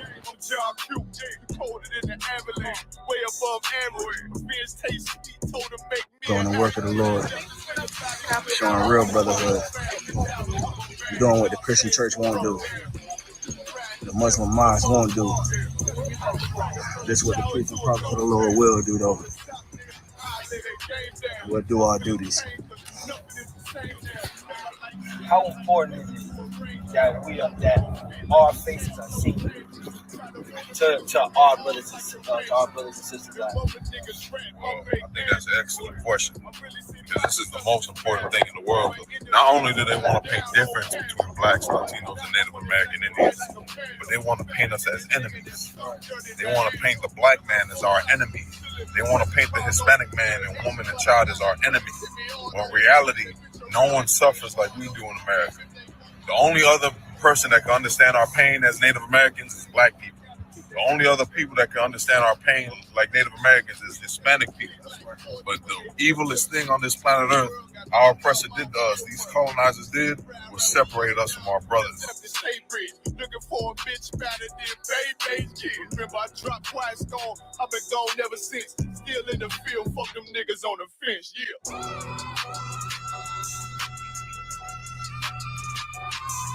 Long little Christ, sir. Hey, Shalom, Lord Christ. Hey, Slugger, sir, if I could right now, you got a lot of people behind you getting close or whatnot. If you could, can you explain what's going on right now, sir? Hey, what's going on is, for the second year, we are out here on the Menominee Reservation, of course, by the authority of Commander GEN.YAHANNA and I.S.U.P.K.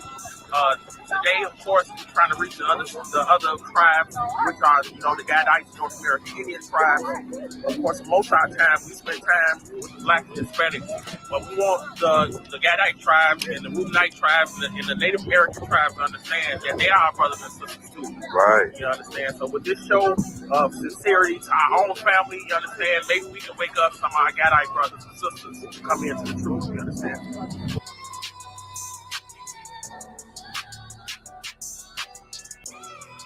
Long little Christ, sir. Long little Christ. Hey, Slugger, sir, if I could. So we're at the rest right now. So what exactly are we doing? So we're doing the I.S.U.P.K under Commander GEN.YAHANNA. We're doing a free clothing giveaway. This is the second annual Operation Reservation right here in the Menominee Res in Casino, Wisconsin. So right now we have one of the local spots. We did that last year too. Lord have mercy on us this year. It's a little bit colder, but we ain't in the middle of a blizzard like we were last year. So we got clothing of all different assortments, winter gear, all seasons pretty much here, wherever they might need for the next time coming up. We got some toiletry products for women and children. And we got like 4 different states represented. We got about 5 different cities that's on the scene right now from the UPK just in the Midwest, man.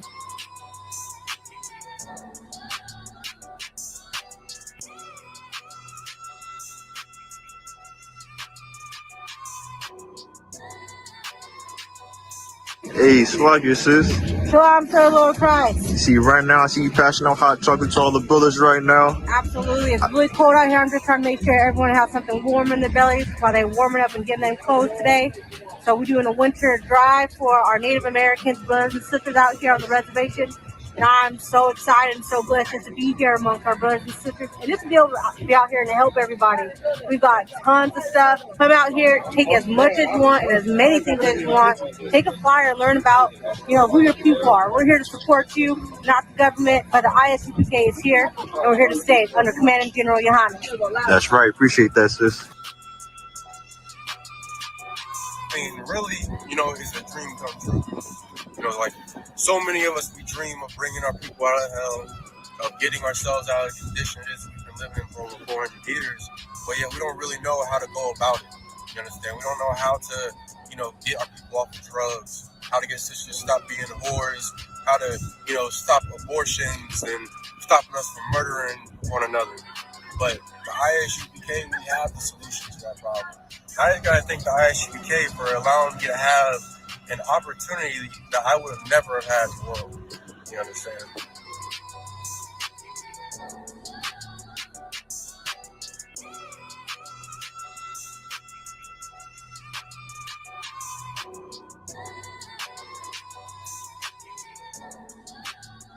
Oh, it's right there. Size 8. Size 8. You're kidding. What's the perfect size, huh?